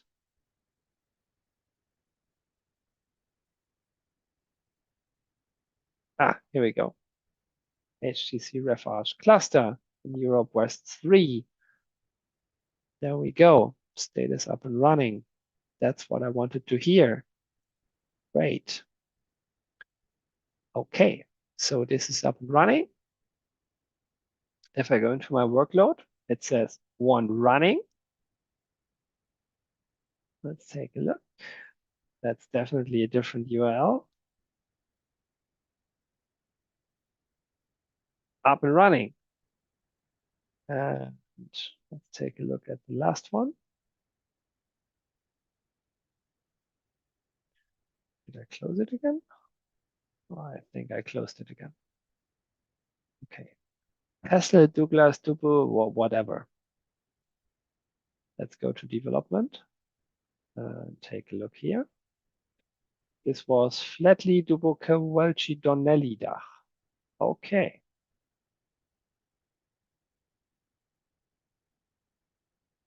This one is still up and running. And if I take a look here, it says 759 CD7D88. CD9DD for, it's definitely a different number. Yeah, so it's a different server. Okay. So what did we build out? We created a reference architecture, or we created a basic platform using the reference architecture for AWS, which did give us all of that here. So we used Backstage to create an application, got a GitHub repo, got a score file and a workload, deployed that all the way through to an EKS cluster by literally not doing anything, because as a developer, that's literally how it should work, right? Then I showed you how to add a new resource definition, in this case, an in-cluster resource definition for a Redis container to the orchestrator as a configuration. And we requested that new infrastructure by just adding one line to a score file. Or it was 2 lines, sorry. Name, and on the next line, type of the resource. So the Redis was added to the score file, the automation ran, and we got our infrastructure. Next thing that happened was that I wanted to show you that we can actually make this picture more colorful. So I added a new GCP reference architecture to the mix. But this time, I didn't deploy the full elaborate version like you can see here. I just went for the resource plane here.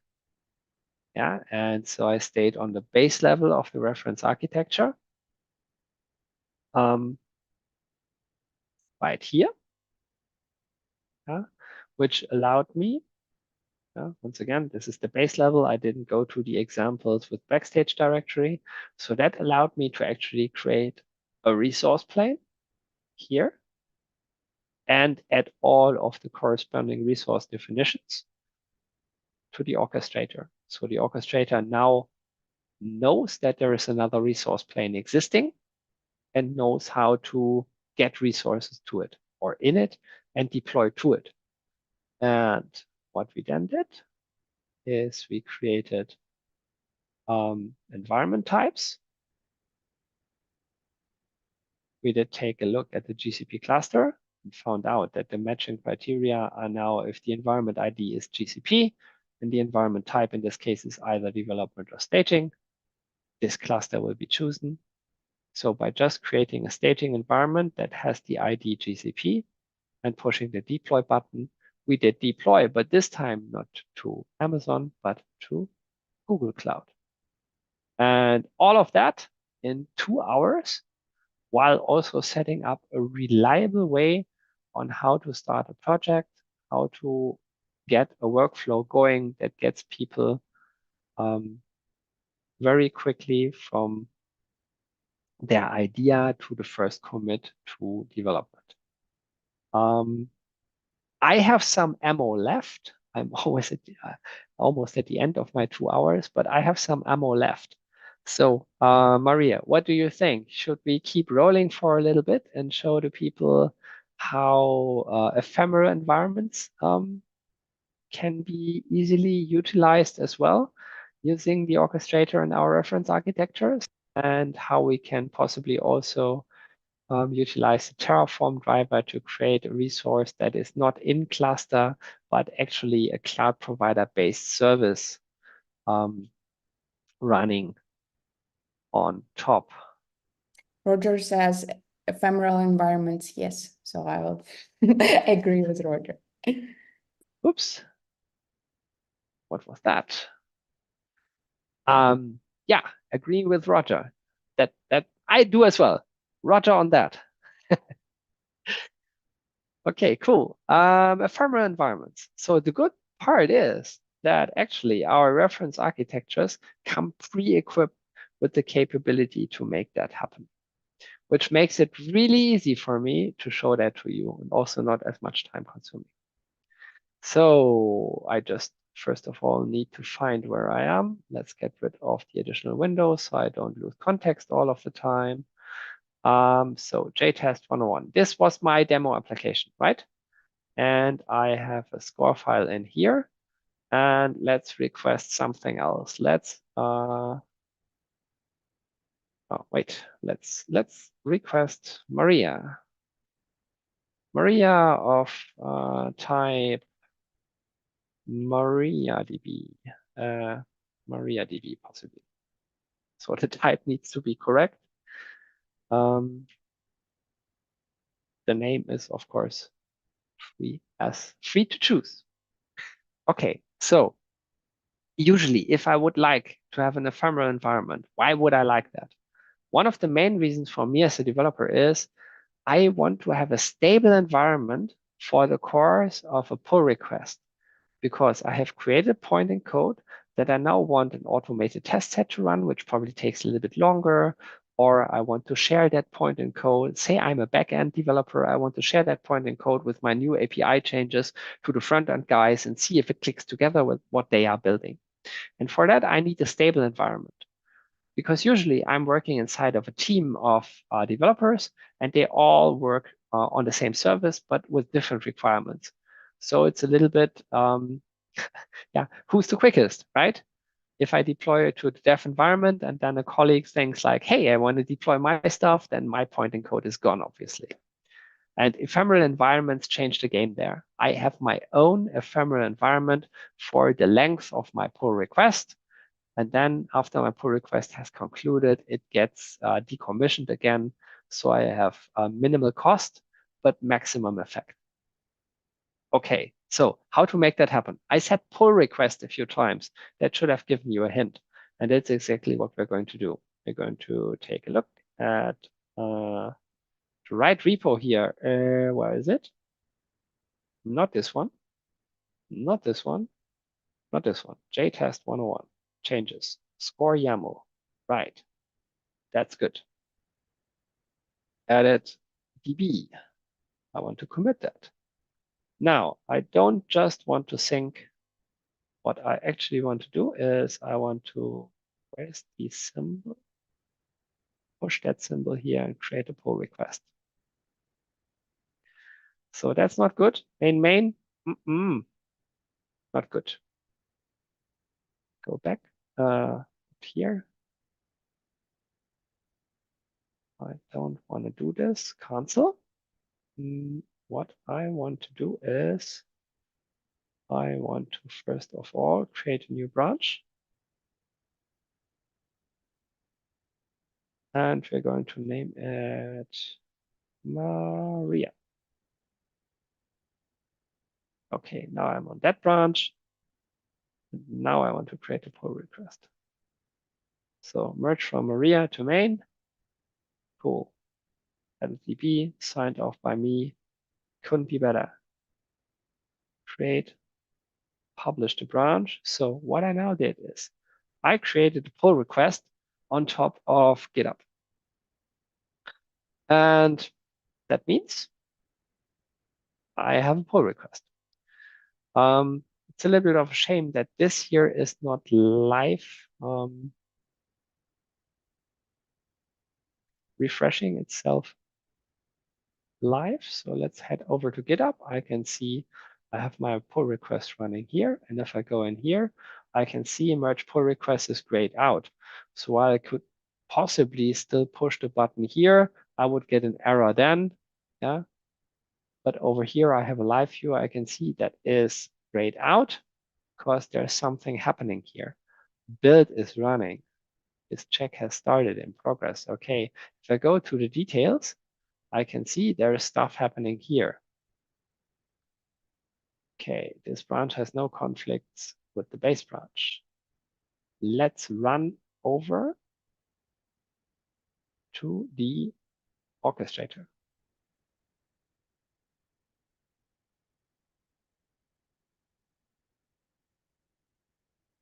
The main question is, did I see what I did see here?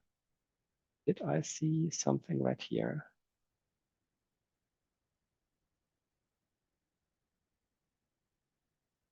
All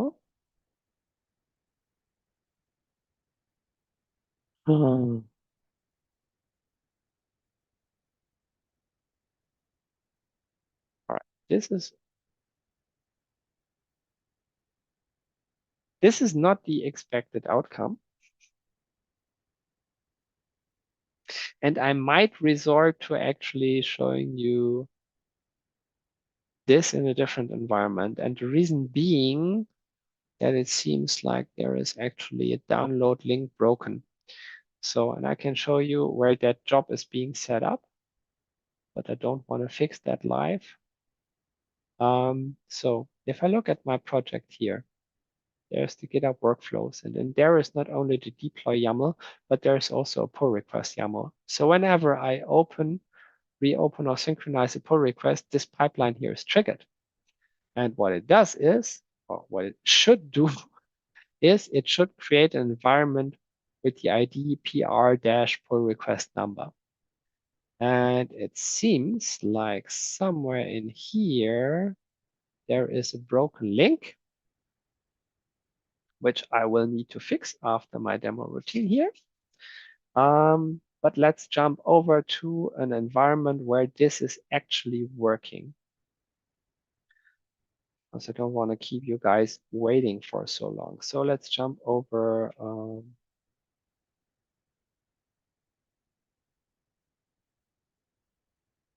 to an instance that I know by heart and quickly create JTest 101 as well.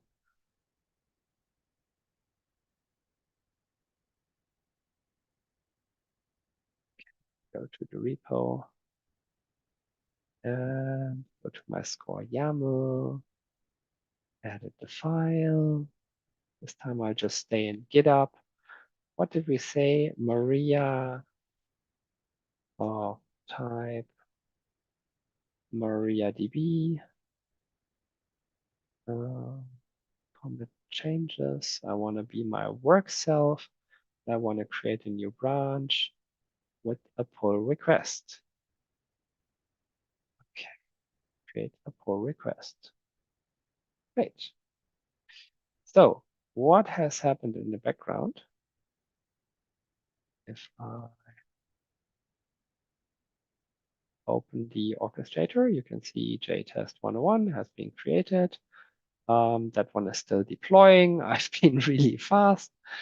But you can see now, as expected, there's a PR-1 environment popping up out of nowhere.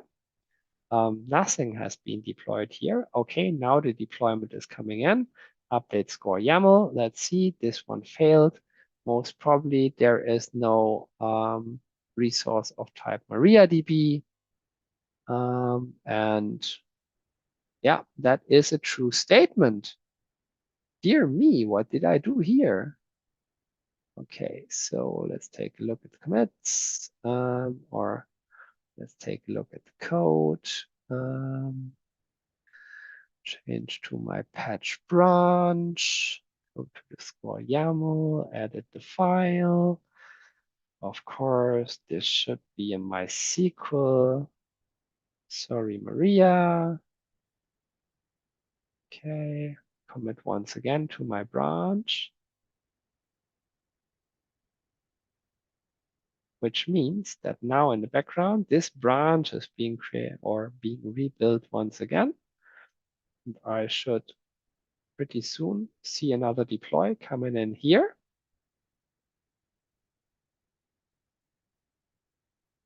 Not in here. This one is now up and running. It's all good. This one is still broken. No, it's now deploying. Updated score YAML. Okay, cool.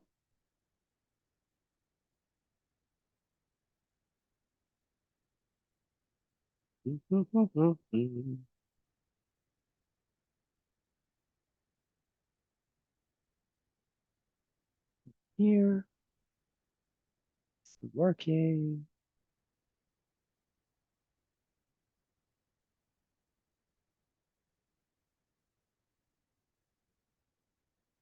Oh.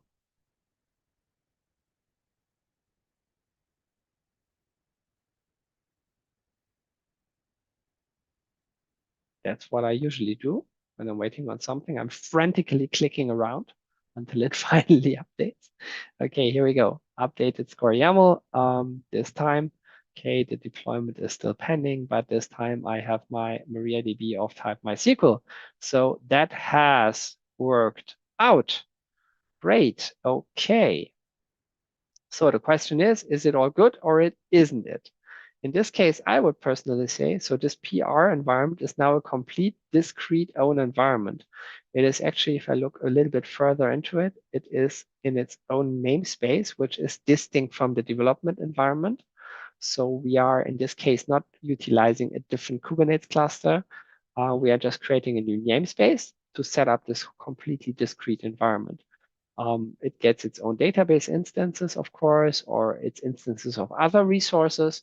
But in essence, it's a clone of the development environment.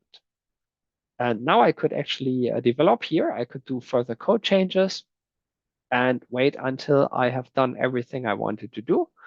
And then go into my pull request, where I can see it contains now 2 commits, but everything is good. Yeah. And I could also click on this button, View in Humanitec, see how the score output was, because yeah, this has happened. And what I want to do now, though, is because everything is good, I want to click on Merge Pull Request. Yeah, everything is good. I'm a super admin here as well, so I can merge my own pull requests and I can review them. That's okay.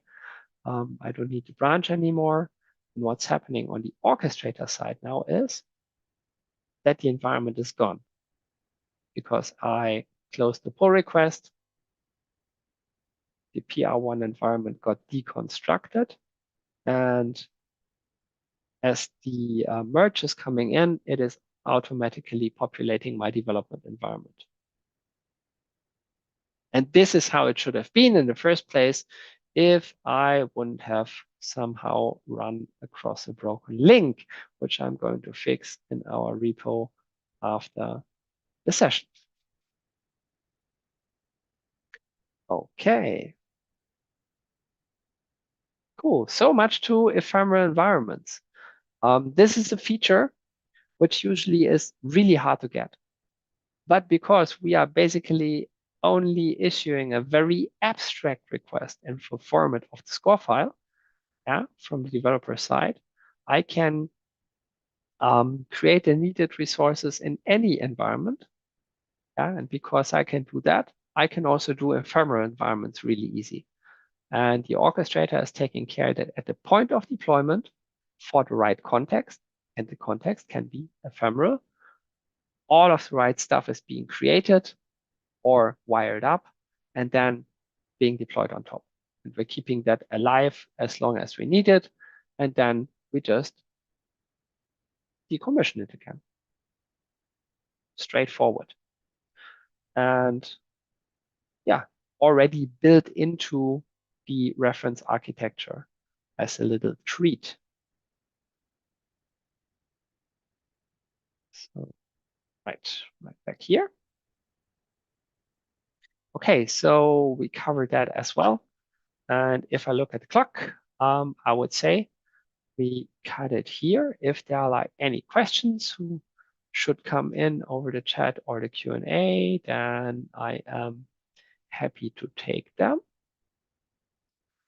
So let me take a look at what did come over Q&A.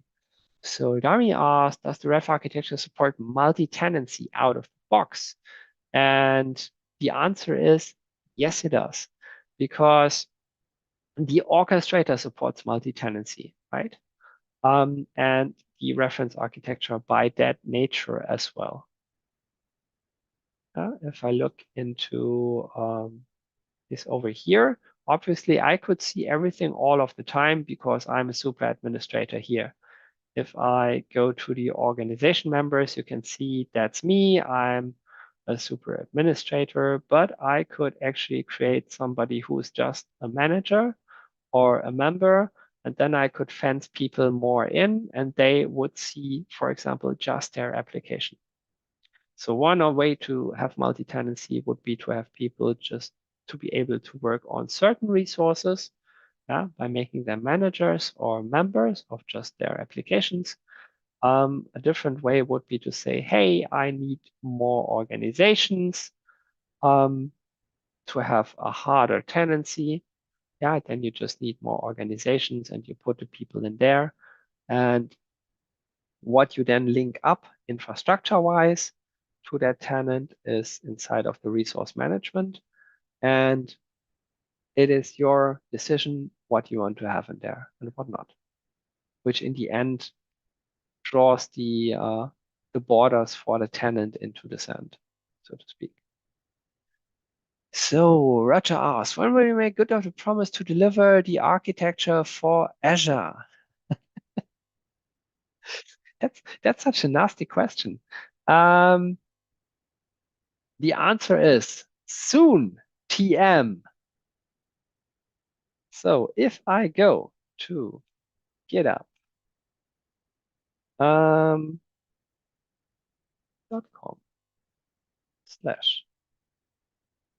.com/Humanitec Architecture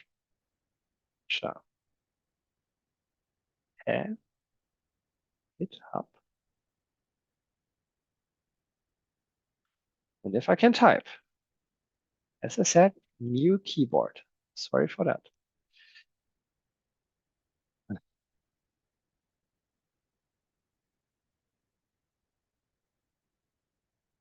Inside here, you will see 9 repositories. Reference Architecture AWS. Oh, Reference Architecture Azure. Well, look at that. It's not been officially announced. I am not actually encouraging you to use that yet. because we are literally working on it right now. And as you can see here, now it's Azure. So it's really close to being publicly announced. Using it in the current state is possible, but possibly not encouraged yet.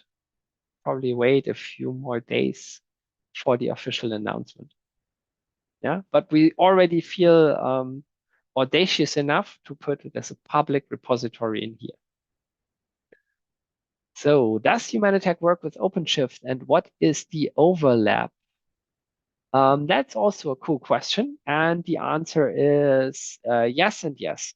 So does it work with OpenShift? It actually works with any kind of Kubernetes. If it's Kubernetes, we can talk with it, and we can have fun with it. There will also be a reference architecture for OpenShift because that is actually the dominant Kubernetes version we see on-prem. Yeah, and for hybrid cloud scenarios, it makes a lot of sense to also support OpenShift in our case. And we're going to do that with the reference architecture even. So if I remember correctly, if you go to our website and you look for customers, then there is Bechtle.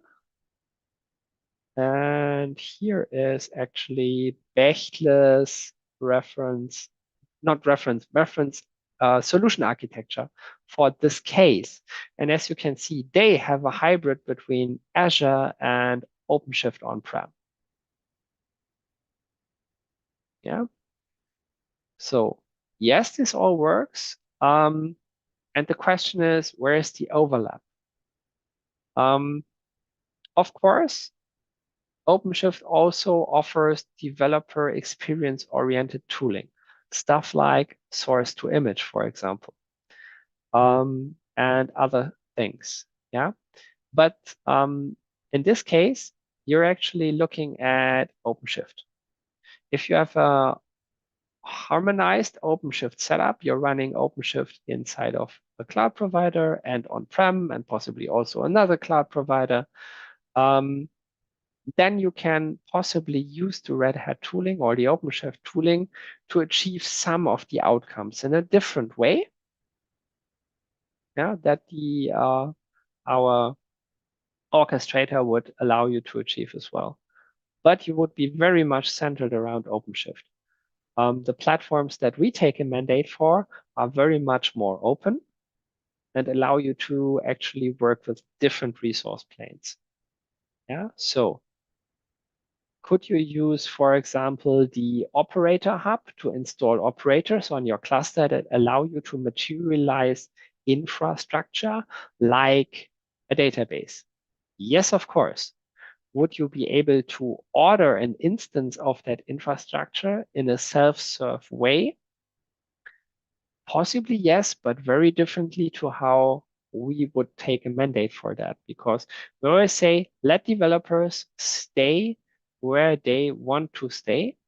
That means in the terminal, in their IDE, in the source code. Yeah. They most of the time don't really want to learn any kind of infrastructure as code tooling. Why? Because it makes them learn the infrastructure as well. So now what you're trying to solve is a business problem. You're trying to code around that, but at the same time, you need to learn half of the job of an infrastructure engineer. Really not desirable if you're thinking about a very hard algorithmic problem to solve, right? So rather developers want to stay here, right? Inside of their code, in their application. Close that.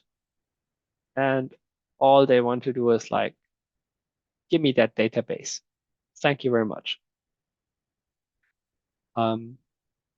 So we are providing an interface for the developers into a world, and the orchestrator is providing a universal API layer for all of the resource planes, and it's actually bringing your CI, your CD, and your IAC in line in a meaningful way. And it also, by providing the right abstraction, is providing a meaningful way for developers and the platform team to work together in a fully automated way. Yeah? Which avoids ticket ops and more hassle on that. Is OpenShift giving you that? No, it isn't. But if you think about the two working together, you could, for example, have an operator from the operator hub installed on the OpenShift cluster, and then you would just build something from up here. In this case, it's GitLab, yeah, and it's also full GitOps mode. So there's Argo CD. Actually, the orchestrator is creating custom resources. Argo CD is lobbing that onto the clusters, and there's an operator from us running on top of the clusters as well, which turns those custom resources into the real deployments and infrastructure. Yeah, what would happen in this case is a custom resource definition, once again, or a custom resource would be created that triggers here the operator from the operator hub into action to create a database of the right cardinality. But you could use the same score file and the same abstract request to also deploy that stuff to the Azure resource plane and order Azure SQL, yeah, from the same resource definition. OpenShift doesn't give you that. That's not part of the OpenShift suite of tooling for developers. So where's the overlap? Well, depends on how you envision your whole estate to be, on how you envision your developer experience to be, on how you envision your people working together, and how you envision your further tooling and tech stack. Wow, that was a ton of words for a very simple question. Let me recap that in the most easy way possible. Does Humanitec work with OpenShift? Yes, it does. What is the overlap? Depends on the implementation. The two play nicely together, and I would say better together. That's the story. Okay, that were the questions from the Q&A that I can see. And if nobody is speaking up in the Q&A or in the chat or anywhere, please help me, Maria. I don't see anyone. Probably everyone went to bed, Clemens. Yeah, or Then I would say I'm like done. I think everyone on this call is done. But thank you so much, Clemens, for running through the implementations. Finally, we got to see in real life that this is possible in less than 2 hours, and it is working. So very cool. Well, to everyone who joined us, we're going to send over this replay, and you'll also be able to find it at Humanitec YouTube channel, since we streamed it to the YouTube. And yeah, if you have any questions, just go to humanitec.com. There is also like the possibility to request a demo or talk to Clemens directly, so that we'll get in touch. That completely didn't work. Yeah. YouTube. At this point. Looking for Humanitec. Geez. Right, that's the channel you're looking for. Woohoo. Exactly, and don't open the stream because you'll see yourself on the stream. Ah, That's gonna be who wants to see that? I don't. cool. Thank you so much to everyone who joined us today and stayed till the end. Hope everyone has a safe and calm end of the day and end of the week. I want to say happy holidays or happy weekend or something like this, but tomorrow is another day. Yes, but it's just one more day to go. So thank you very much for bearing with me and Maria. And take care, stay safe, have fun reference architecting around, and hopefully have a great and wonderful weekend soon, PM. Yes.